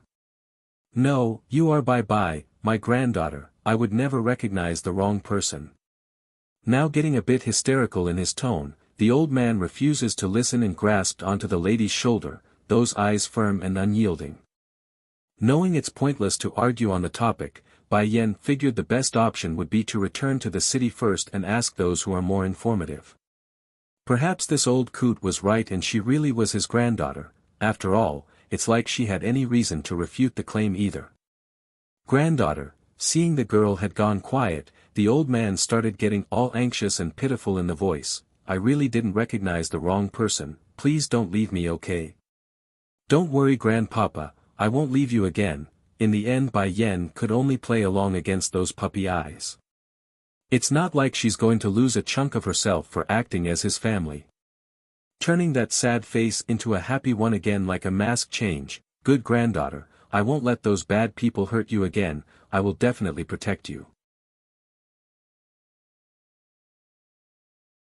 The death of Demi-Divine Lord, 5, ticking her eyebrows up, Bai Yen seems to remember what that old hag was saying about this old man from earlier, that he used to be very strong but have regressed over the years due to his mental state.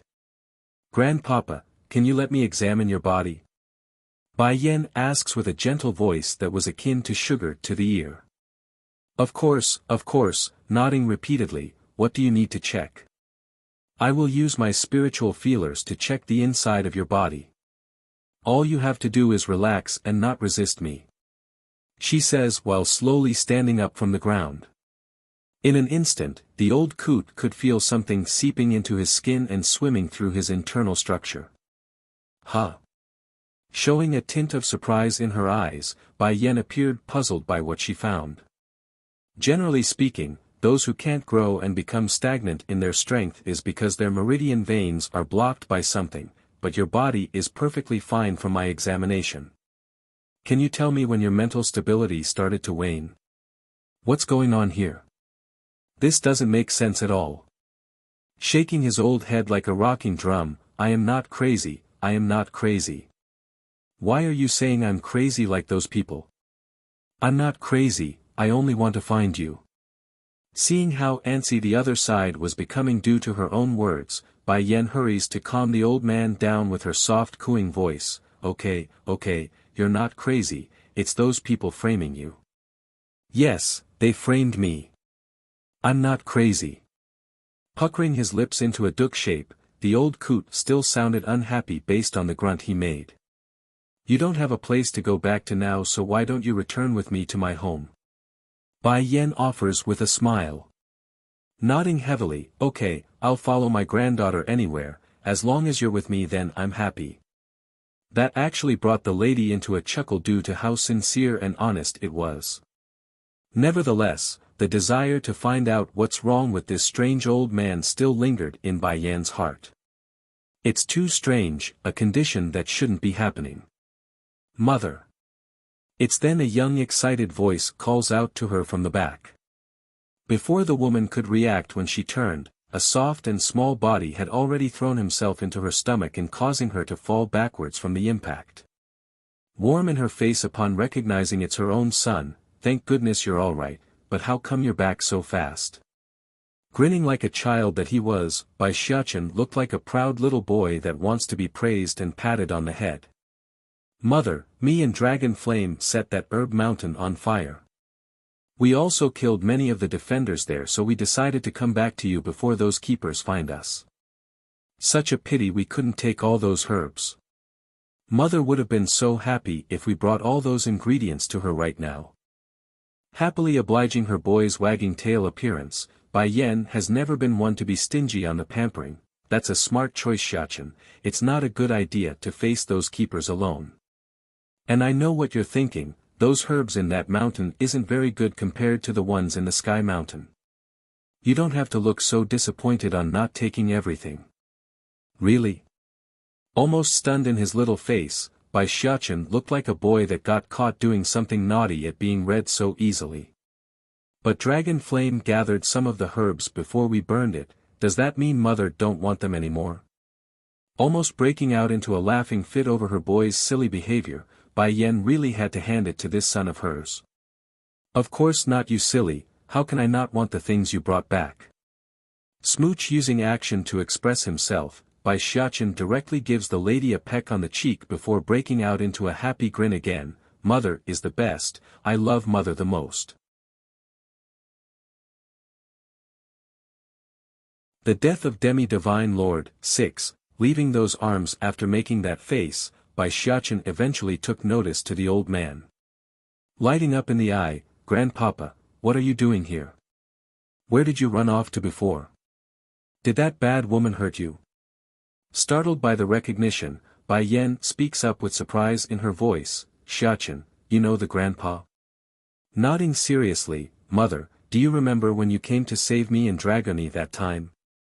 This old man was also there and he had a feud with that bad woman too. He got tied up after falling for her trap, so I was worried for a while if he's been captured or something. Perhaps the old coot also remembered the boy because he answered immediately while scratching the back of his head. I remember you, there was also a little lass by your side that time. What's your relationship with my good granddaughter? Good granddaughter? A touch of shock took the boy's face by surprise. Turning to his own mother, all one could see in his eyes were puzzlement. Xiachen, greet your great-grandpapa. She ruffles the boy's hair a bit. Turning from surprise to stunned astonishment now, Mother, you say he's my great-grandpapa? How come I got another great-grandpapa again? Bai Yan's own lips were twitching due to the way he said it there. Now that he mentions it, Xiachen does have a lot of grandpapa. In light of his puzzlement, Bai Xiachen still greeted the old coot like a good boy that he was, great-grandpapa. Ache. Flushing red from embarrassing, the old coot kept rummaging through his whole body for anything he could give. I don't seem to have a present on me. Can you wait a bit, I'll go back inside and grab something. Seeing how he's about to dash back inside and delay their departure further, Bai Yan desperately clings on the old coot's sleeve and said, Grandpapa, don't go back, those people will soon come back here. We need to hurry and leave before they do so. Yes, patting his head like he's done something foolish, my granddaughter is right, I can't let those little rabbits see you. They will hurt you, so let's get out of here. Mother, where's Little Rice?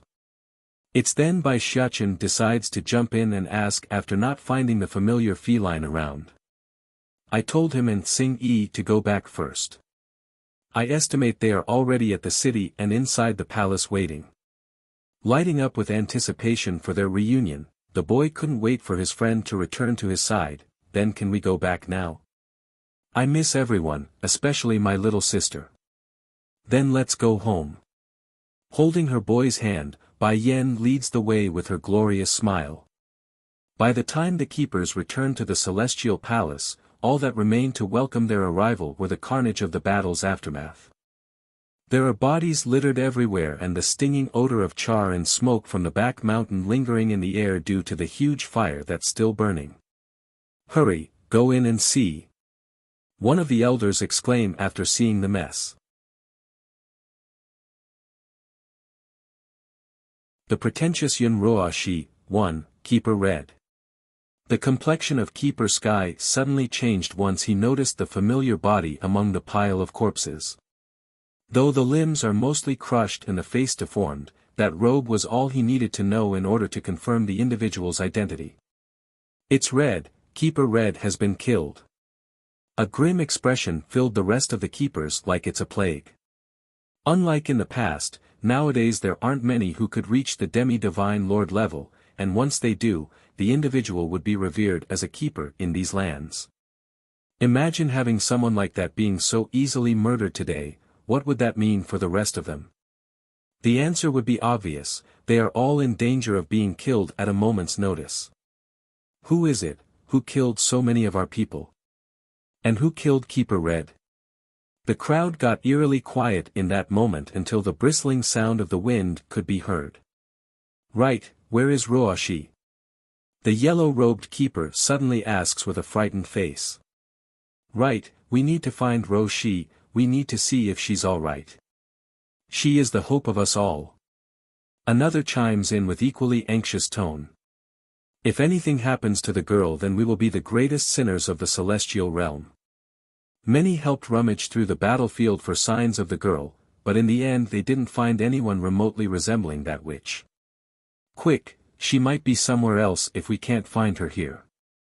Even if she's dead, we must at least find her corpse. The yellow-robed keeper stares off into the sky, his eyes firm and strong in this moment. Just like that, the 3 keepers that were left behind to defend the herb mountain had split apart in 3 different directions, each leading a group of their own followers in search of Yun Roashi. Right now, back over in the vicinity of the herb mountain where it's still burning ablaze, the witch who was speaking so arrogantly earlier had now grown tired and enraged. Based on what? Based on what can she achieve whatever she deems her mind to? Even killing a keeper, how is she able to do all that when she wants? Milady. It's then a breathless voice cried out from the front. It was her maid calling out to her. Due to how much she had run, it's obvious the maid's out of breath and was gasping for air once she stopped. Ugly and cold in the face, did those people leave? Is the old coot gone too? The maid nodded, they're all gone, and, just now Keeper Sky and the others are also back. The pretentious Yun Roashi, too, what? Yun Roashi's complexion instantly changed over that news. If they came back earlier then maybe they could have stopped by Yen, but now. If they find out I'm unscathed and ran all the way out here, what would they think of me then? They will probably think of me as a coward. That means all my years of hard work will be destroyed. Sensing a powerful aura fast approaching her location, the witch promptly got fierce in the eyes. Without hesitation, she slams herself in the chest with a palm strike. Pfffff. Spraying out blood from the mouth, she crumbles to the ground like a helpless doll. Milady. The maid exclaims from the front, not understanding why the woman would do that to herself. Miss, you, getting hard in the face, do not under any circumstances say anything. If you say so much as a word then you know what will happen. Shuddering from the threat, the maid hung her head low in fear. She's been with this witch for far too long, so she's aware of the methods this Yun Roashi had in deceiving others. Then before more could be said between the two ladies, a yellow-robed figure had already arrived in their spot. What's going on here, Roashi? Who hurt you this badly? The yellow-robed keeper asks with serious concern after noticing how weak she was. Undeniably, this elder got mixed feelings about the girl when he was searching the area. One being that he's happy Roashi's alive somewhere, the other being disappointment because she likely ran away in the heat of battle or something along those lines. However, when he finally located the witch and discovered the weakened state she was in, the heaviness in his heart finally lifted. I knew Roashi is a brave and kind soul all along, why did I doubt her? Oomph. Letting trickles of tears slip down her eyes, the deceitful witch promptly grabbed onto the elder's sleeve and asked, Keeper Yellow, is Keeper Red, is she okay? The maid behind the lady almost popped her eyes out. Didn't Miss witness the death of Keeper Red herself? Why is she asking if she's dead or not? But from the warning she got earlier, the maid knew better than to speak up and question the idea. Keeper Yellow's expression got ugly in that moment. It's not hard for him to connect the dots on what narrative occurred, even if it's a fake one misled by the witch. Keeper Red, she's dead.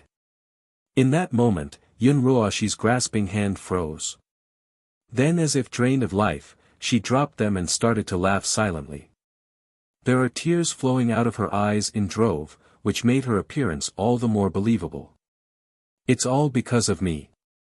I saw how that old coot brought Bai Yen over to the Celestial Palace and couldn't do anything to stop them.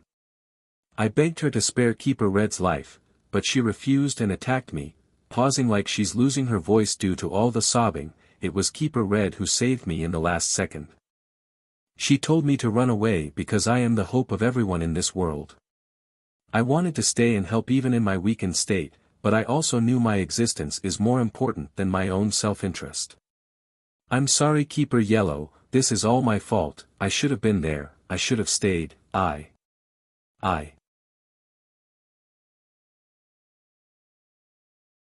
The pretentious Yunroashi, 3, boom. A wave of anger poured out of Keeper Yellow's heart in that moment, causing his fist to crunch up into a ball and eyes flaring with fire. That old coot actually, how dare he help that woman kill Keeper Red?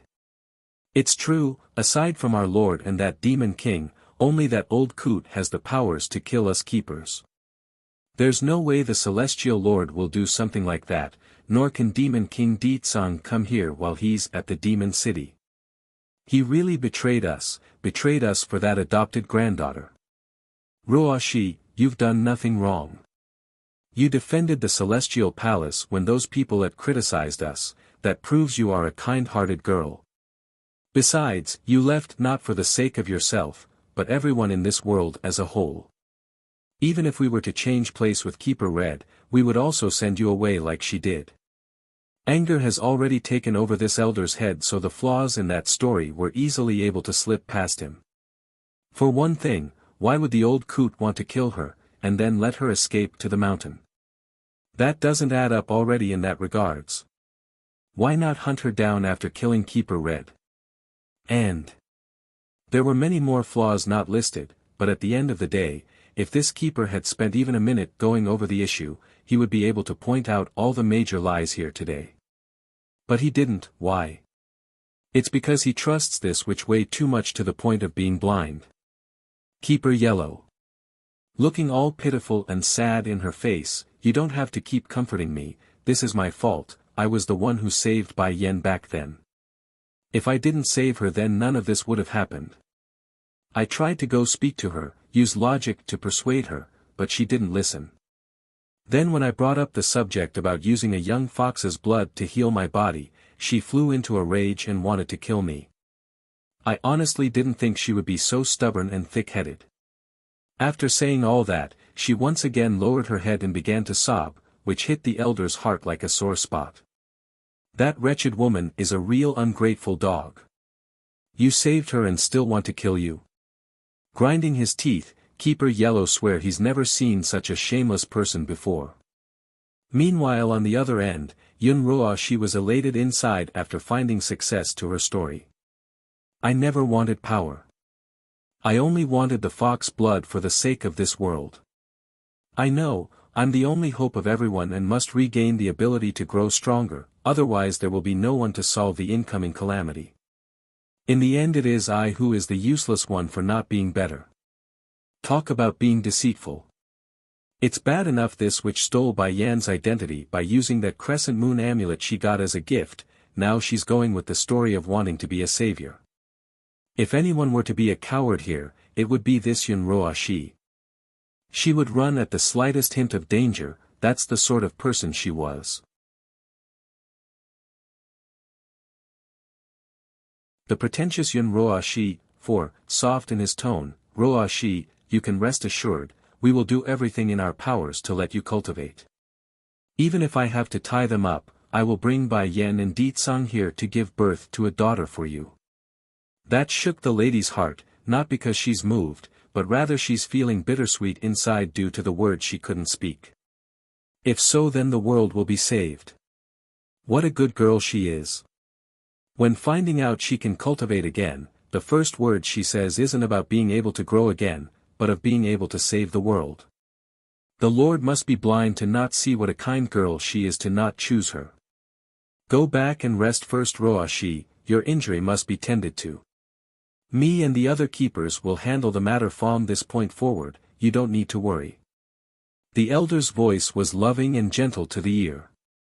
Though the outcome wasn't exactly as she had hoped, it's enough of a win for the witch in this case. Leaning against her maid for support, Keeper Yellow, you don't need to worry about me. Even if I suffered such grievance at the hand of my former friend, I still hope you can give Bai Yen some mercy when the time comes. Firming up in the eye at the mention of the matter, since she killed Keeper Red, I know my request will be difficult for you, but still. I hope kindness will eventually move her to do as we demand." That lengthy speech only reaffirmed the elder's decision to do everything in his power to help. Thank goodness She didn't throw her life needlessly away today, otherwise the entire world will also perish in the future. Perhaps she too was tired from injuring herself, but the witch didn't say more. Turning for the palace again, she made sure to walk in staggered steps to look more pitiful and frail. However, if someone were to so much as glanced into her eyes, they would immediately pick up the venomous poison in the irises. She is truly a saint, she's so selfless and kind even when things have come this far. That Bai Yan is the polar opposite of her. Perhaps Keeper Ling is wrong from the very start with his plan, not everyone is willing to sacrifice themselves for others. That said, Keeper Yellow's lips had curled into a snarl, people like Bai Yan deserves to die 1,000-fold. She's no different from those animals at this point. Once we're done with her, I will make sure she and her kind are destroyed once and for all. He always believed and still believes Chui God's greatest mistake was giving up on Yun Roashi in the past. The same goes for that old coot for not taking her as his disciple back then and instead took Bai Yan. Right at this moment outside the main gates of the demon city, 3 elderly figures were floating in the air and gazing down at the city guards with sharp daggering eyes. The pretentious Yun Roashi, 5, where's the Demon King? Why didn't he come out to greet us when he's the one who invited us? Keeper Hyun coldly snaps at the demon guards below himself, that face a distrustful frown. Just like his peer, the grumpy Keeper Ling was also very gloomy in the face, while Keeper Zun, who was the nicest of the bunch, merely looked equally as dull but with an unhappy look. Squeak! Eventually the gates were pushed open and out came a long-bearded old elder. This individual was very well dressed with that pristinely white robe, but his smile was so fake and obvious that it made him look very strange. "Members of the Celestial Palace, it's been a millennium since we last met. How are you all doing?" "It's you." Keeper Ling's expression promptly changed to viciousness. "You're still alive?" "Huh," First Elder returns with a cold snarl of his own, "if you didn't die yet then how can I die first? Back then you pushed the demon realm to such a state and still have the nerve to come knocking at our door." Going green in the face due to how livid he felt inside, Keeper Ling wanted to snap out in rage when his partner Keeper Hyun cuts him off first. "First of all, this area belongs to the Celestial Realm, we are not knocking at your door. We left you alone because of the Celestial Lord's request and relationship with your queen, that's why you're able to survive this long." The meaning behind those words were simple, they allowed the demon realm to live because of Chui God's request and not a threat to them. That way they could not only appear merciful and kind, but also to save their own face. Secondly, you demons are our enemy to begin with, so why can't we come knocking at your door? Moreover, you should go ask your so-called demon queen on why she's keeping such an unclear relationship with the Celestial Lord. We are only here to capture her, a traitor of the Celestial Palace. Unable to hold back his laughter, First Elder almost wanted to point out the idiocy of that statement. Our queen only has a childhood friendship with him, what claim do you have on the subject? And don't forget, he abandoned her highness first, then it's you bastards who tried to kill her. How did the queen betray you people, how? Humph. Huffing a grunt, Keeper Ling cuts in again, she will always be a member of the Celestial Palace, whether it be in death or life. She was adopted by us as a child, that makes her ours by claim. What qualification does she have for turning her backs on the Celestial Palace? In other words, they are rightfully just in murdering Bai Yan if they deem fit, even if they are the one who betrayed her to begin with. Turning ugly in the face, First Elder always knew these bastards are shameless, but he didn't know they would remain just as shameless and even worse than a millennium ago. Keeper Hyun, Keeper Ling, let's stop wasting time on irrelevant words. The third senior Keeper Zun finally speaks up, his brow fixing up into a knot. Where is the Demon King now? We came at his invitation and have some important matters to discuss with him. We will not enter that city of yours, it's too heavy with the scent of you demons and it is making us disgusted. As soon as his words were finished there, a powerful and strong gush of wind surged out from within the gates. In an instant, the brilliant figure of Di Tsang had arrived for all to see. His silvery hair fluttering against the wind, his purple robe daunting as ever, and his sharp overbearing eyes just as strong like in the past. Aiming at Di Lingyan. 1. No matter where this man appears, he's destined to be the focus of attention in a party. He's simply too eye-catching to the point where Keeper Ling and the others couldn't ignore, that's Di Tsang, the demon king and ruler of the demon kind. You looking for me? The man asks with an almost playful note in his voice. Di Tsang. Keeper Ling quickly calms himself and gathered the wits to confront the foe. There's viciousness brewing within those eyes because he would never forget the time where they wanted to burn Bai Yen at the altar. It was this very man, the very same Di Tsang who broke into the celestial palace and saved the woman by decimated thousands in his wake. It was a bloodbath, a total bloodbath that would bring nightmares to his dreams even to this day.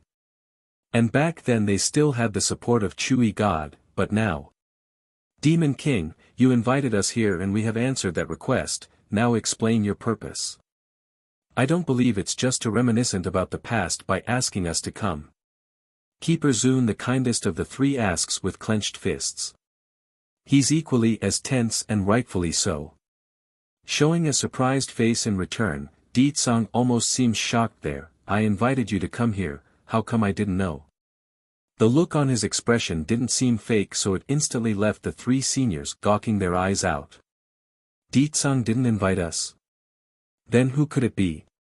Pleased by the expressions he got from the three, Di Tsang silently smirked in success and threw out the bomb that he's been saving. I never invited you, I only notified you.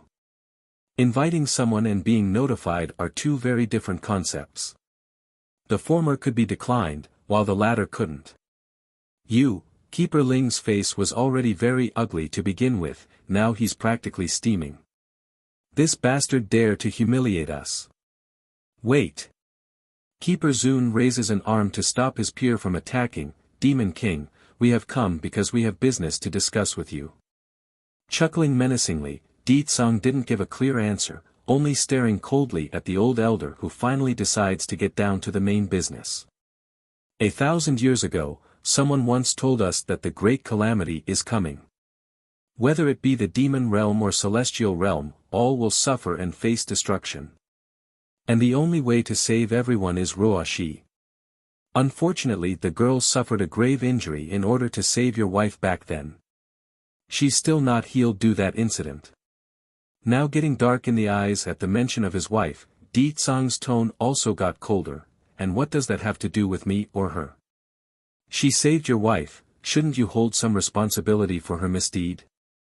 Growling in his voice now, Keeper Ling could spew fire from his mouth if he had that capability. Only a stupid person like Bai Yen would marry you. Back then hordes of demonic beasts attacked her and tried to kill her. It was Ruoshi who risked her own life in order to save that ungrateful lass. Now you are ignoring your duties and trying to shirk off the responsibility. How low can you animals get? Bullshit. First Elder could no longer hold back and cried out that curse after hearing what they had to say. Aiming at Di Lingyan. 2. When did we ever go after the queen? Quit making false accusations. As far that Yun Ruoshi, humph, that woman deserves what she got. If she hadn't abused a newborn foxling in the demon palace back then, and then cruelly skinned the child alive, she wouldn't have angered so many demons and made us chase after her. For First Elder, one of his greatest regrets was not murdering that evil scourge at the time, thus leading to all those tragic events over time. Seriously, in his mind he never could have imagined such a fragile-looking girl to be so ruthless and cruel inside. It's shocking for him back then. Imagine their future queen's close friend being so evil at heart, what could he have done? Ho ho. Keeper Ling snarls dismissively and retorts, You think I will believe you when Roa Shi is such a kind and gentle lady? I'll tell you the truth now, not long ago we have discovered a mean to heal her body. When saying this, he made sure to make eye contact with Di Tsang so that his meaning doesn't get misinterpreted. We only need the blood of a purebred fox from the royal line to completely cure her. But Roa Shi couldn't bear the idea and pleaded with us to give up the plan, yet you still say she would skin a foxling alive? First Elder didn't even want to argue with these fools, so he merely snickered a laugh at that claim. In his view, it would just be a matter of time before they find out the hidden vile darkness inside that girl's heart. In the face of these shameless remarks, Di Tsang continues to stand there with his hand behind his back. However, the mood around his face has grown tremendously dark. Di Tsang, we are here this time to tell this matter. To save Roa Shi is to use the purest of blood from your line, and it must be a young female one at that. After you generate a new daughter, you are to hand it over to us. Keeper Hyun's attitude there was that of absolute compliance, leaving no room for argument. Whether it be First Elder or the rest of the demons standing there along the city wall, everyone was completely stunned by what they were hearing. Are these people from the Celestial Palace stupid? They would dare to say something like that in front of the king? And in such a determined fashion? The kindest of the three keepers Zun also showed a frown over his peer's statement. He's of the same idea and was ready to make such a demand, but his phrases were set to be more excusable and accepting to the idea. What Hyun did there was a direct slap across the face and outright rude. But no matter, what said has been said, there's no reason for any of them to worry about the consequences when they didn't care either way. Suddenly, a burst of hysterical laughter breaks the eerie silence. It's overbearing and oppressive, like some giant mountain was crushing down from above. Based on what can she use my daughter to save herself?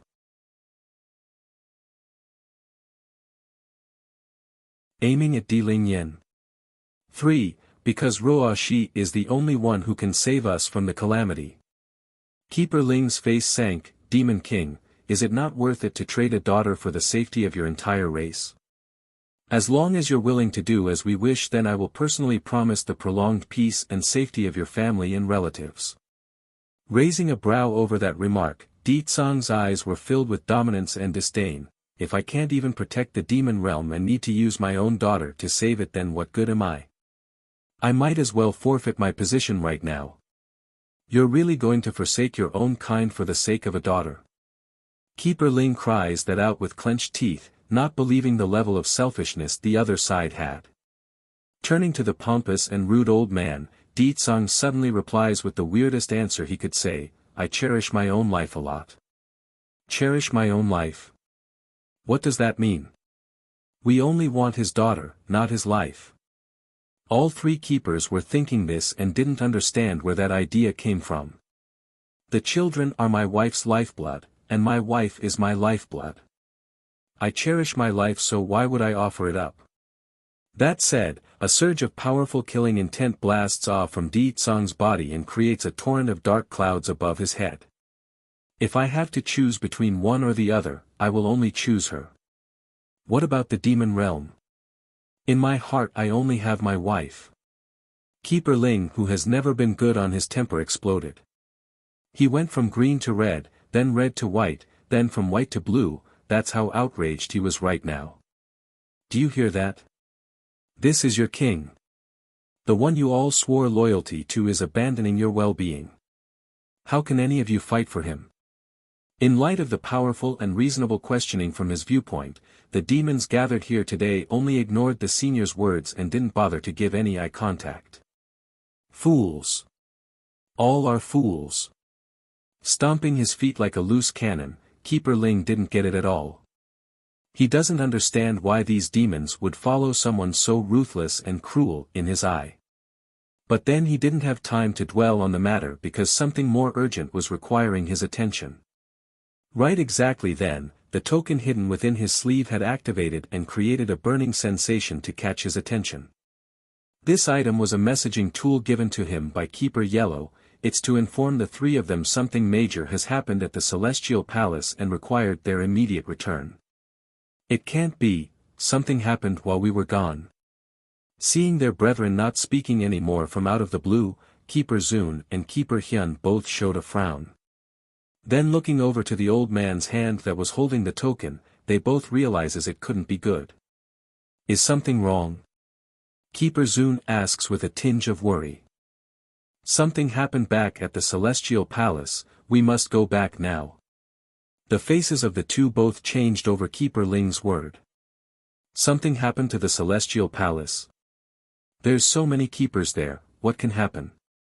Di Tsang didn't take his eye off these three, so he was easily able to pick up the sudden change in their mood. Therefore he could already guess his wife had succeeded and the plan was taking place as they speak. You think you can just come and go as you please? With a whisk of his sleeve, his figure instantly reappears before the three seniors back to block off their path. Before he didn't attack after they dared to go after his daughter, mainly because he was stalling for time, but now that the plan was in action, he had no reason to hold back anymore and allowed his fury to take control. Demon King, you really want to make an enemy of us?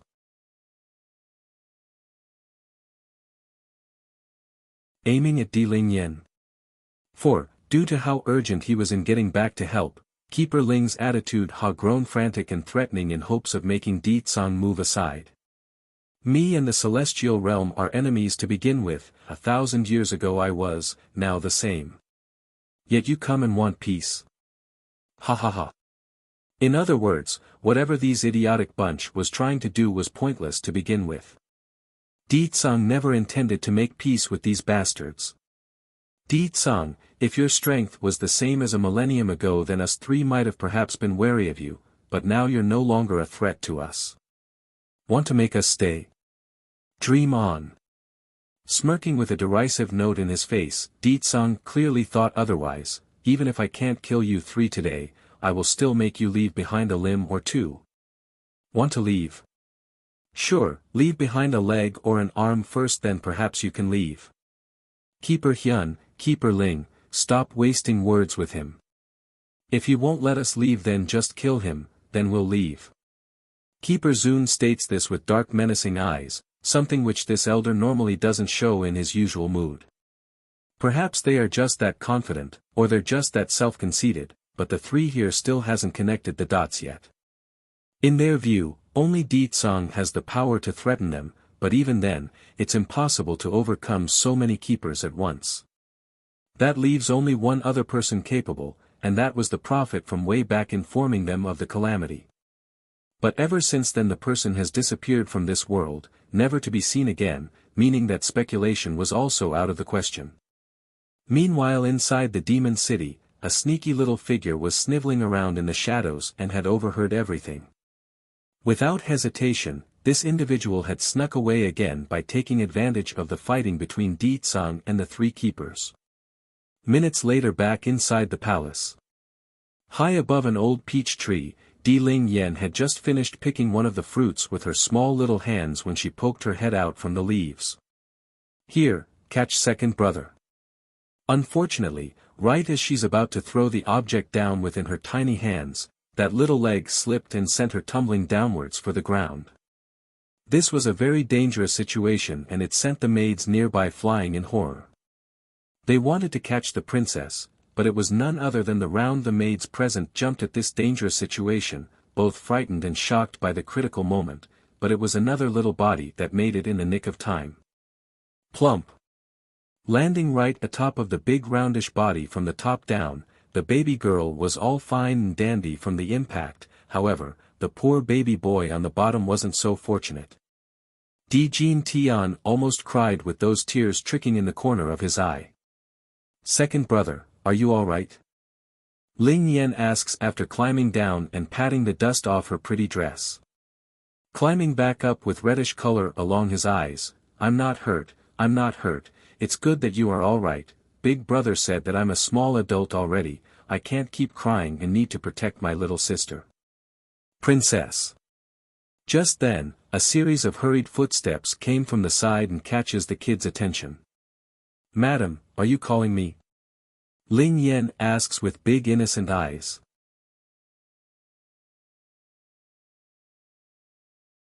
Aiming at Di Lingyan. 5, Ma. Madam. Mu Shui instantly stopped on the spot.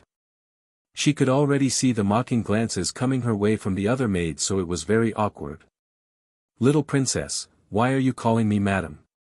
Big brother told me the good-looking ones are the big sisters, and the not-so-good-looking ones are the madams. Big brother is so amazing, it must be right if he says that. Mu Shui's face turned increasingly green, due mainly from anger and embarrassment at being called ugly. However, she's not moronic enough to lash out at the princess in her current state here in the palace. Little princess, you got your dress all dirty, why don't I help you wash up and get clean? Forcing a smile, the girl suggests shamelessly. But before the idea could be taken up, Muing the older sister had already stepped in, knowing what the younger girl intended. Mu Shui, I will take care of the princess, you don't need to get involved. That said, the proud and strong-willed lady then turns back to the baby princess. How about it, princess, do you want me to help you wash up? Smiling with big innocent eyes, okay, I'll trouble Sister Muing then. Mother said, good children should be polite, only then will they be liked.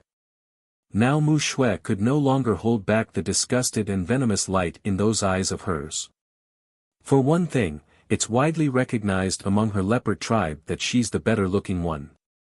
Imagine being called a madam and the other being called a sister, that's an obvious jab at her ego and pride.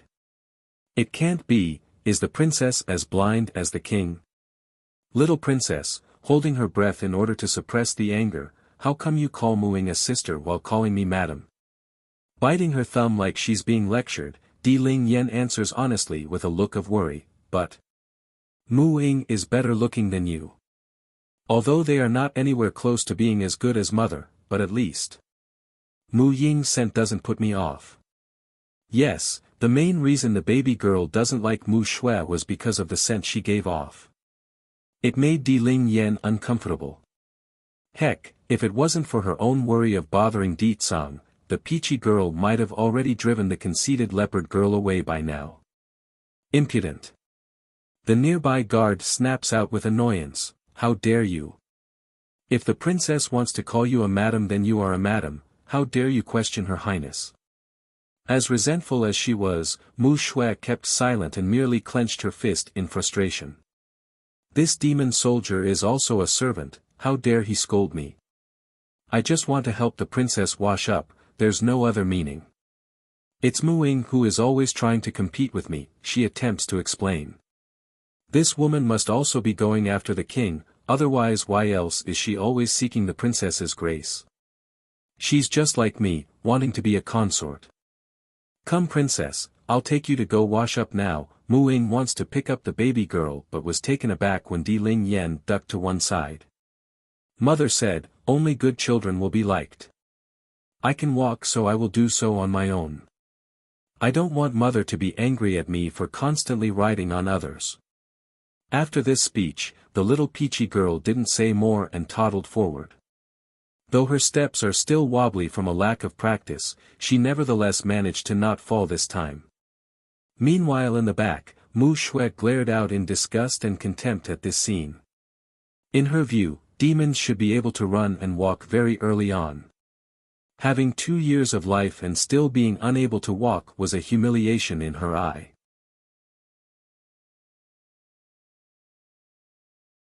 Aiming at Di Lingyan. 6. So, it can be seen that the so-called queen is a real useless shit bag. Only a shit bag can produce such stupid children. Wait for me Lingyan, wait for me. It's then Jin Tian also climbs up from the ground and attempts to catch up to his sister. However, it's at this moment a puff of smoke blew out of his body and he reverts back to his silvery fox form. Rubbing his tummy as he looked towards the guard nearby, I'm hungry. Prince, the king said you are not allowed to eat too much, I'm hungry and I can't maintain my human form without food. Can you help me get something to eat? Letting the tears slowly brewing up from the corner of his eye, Jin Tian begs with pitiful appearance. As much as these demon guards would like to answer the request, they are more afraid of Di Tsang's wrath for disobeying the order. I want to eat fruit, I also want to eat meat, breaking out into a cry, you bad people won't let me eat. Wait until mother comes back, I'm going to tell mother you bullied me. Sure enough, this causes the poor guards to break out into sweat. When did we bully him? This prince really knows how to tattle. Mu Shui on the other hand saw this as an opportunity and grew happy. Prince, I know how to make a few good dishes, why don't I take you to have dinner? I don't want to. Puckering his lips in dissatisfaction, the little glutton showed no mercy in his words. Going ugly in the face again, Mu Shui almost couldn't believe this. He would rather be hungry than to eat my food. Are these two siblings some sort of monster or something? They're always throwing jabs at me. Ling Yan said she doesn't like you. Although you are not the same gender as mother, but you're not a good person, so your food can't be good either.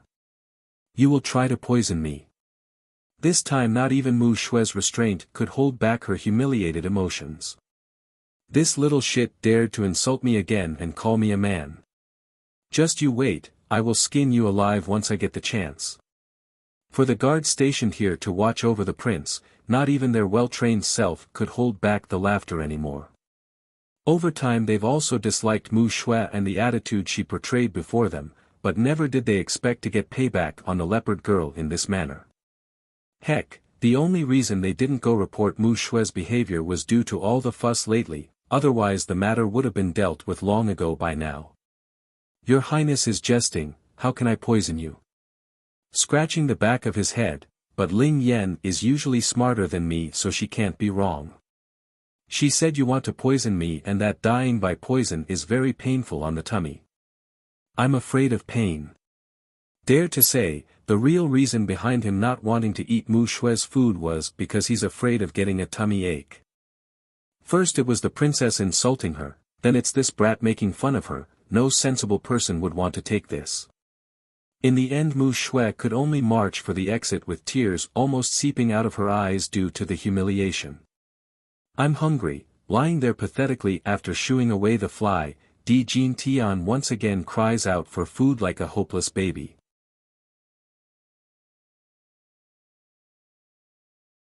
Aiming at Di Ling Yan. 7. I'm going to tell my mother that you guys are abusing me and won't let me eat enough.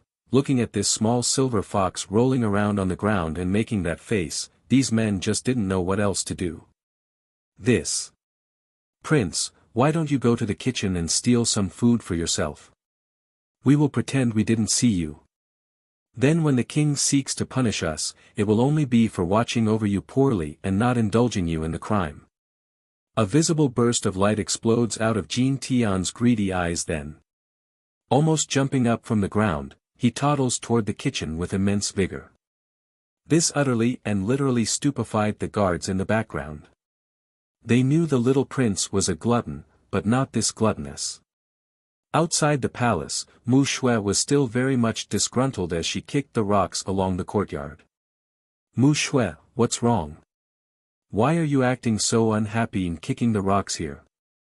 Yu Yao asks after coming out of the room. Mother. Tearing up instantly as she throws herself into her mother's arm, it's mooing that bitch again. She claims to not want the king and that she didn't fall for him, but she's been doing everything in her ability to prevent me from getting close to the two kids. That woman must be like me, she wants the king for herself, otherwise why else would she keep chasing me away? Shu, you need to keep your voice down. Hurrying to pacify her youngest daughter, Yu Yao quickly scans the area in case anyone was eavesdropping. Don't let your father hear these things, he has always been more lenient on your older sister. If he knows what she intends to do, your father might even help her with the idea. Locking hard onto her own mother's gaze, Mu Shui couldn't refute that idea. I know mother, I know father prefers mooing over me. It's because her talent is better than mine, but guess what mother, I overheard something while I was at the city's gate earlier. Those people from the Celestial Palace are after the little princess, they want her blood to save some woman on their side. What? Surprised by the news, Yu Yao had to take a moment to collect herself. Those people are after the little princess. So, a scheming light flickers within the lass's eye, what if I kidnap the little princess and then frame it onto Muing, how about it? Yu Yao didn't answer her, only shaking her head after contemplating the issue. Mu Shui, you need to know who your real enemy is. I know you hate that Muing and want to marry the king, but what your plan will do is incriminate our entire tribe. Furthermore, her facials are nowhere as good as yours, she can't seduce the king with her face. Now that leaves only the demon queen, she's your real enemy. Reflecting over the points as well, Mu Shui knew her mother was right on the topic. That's right, I look way better than her, why should I fret? I only need to meet the king and then get him under my thumb. Then what am I supposed to do? If you're going to the effort of framing Muing, then you might as well frame the queen instead.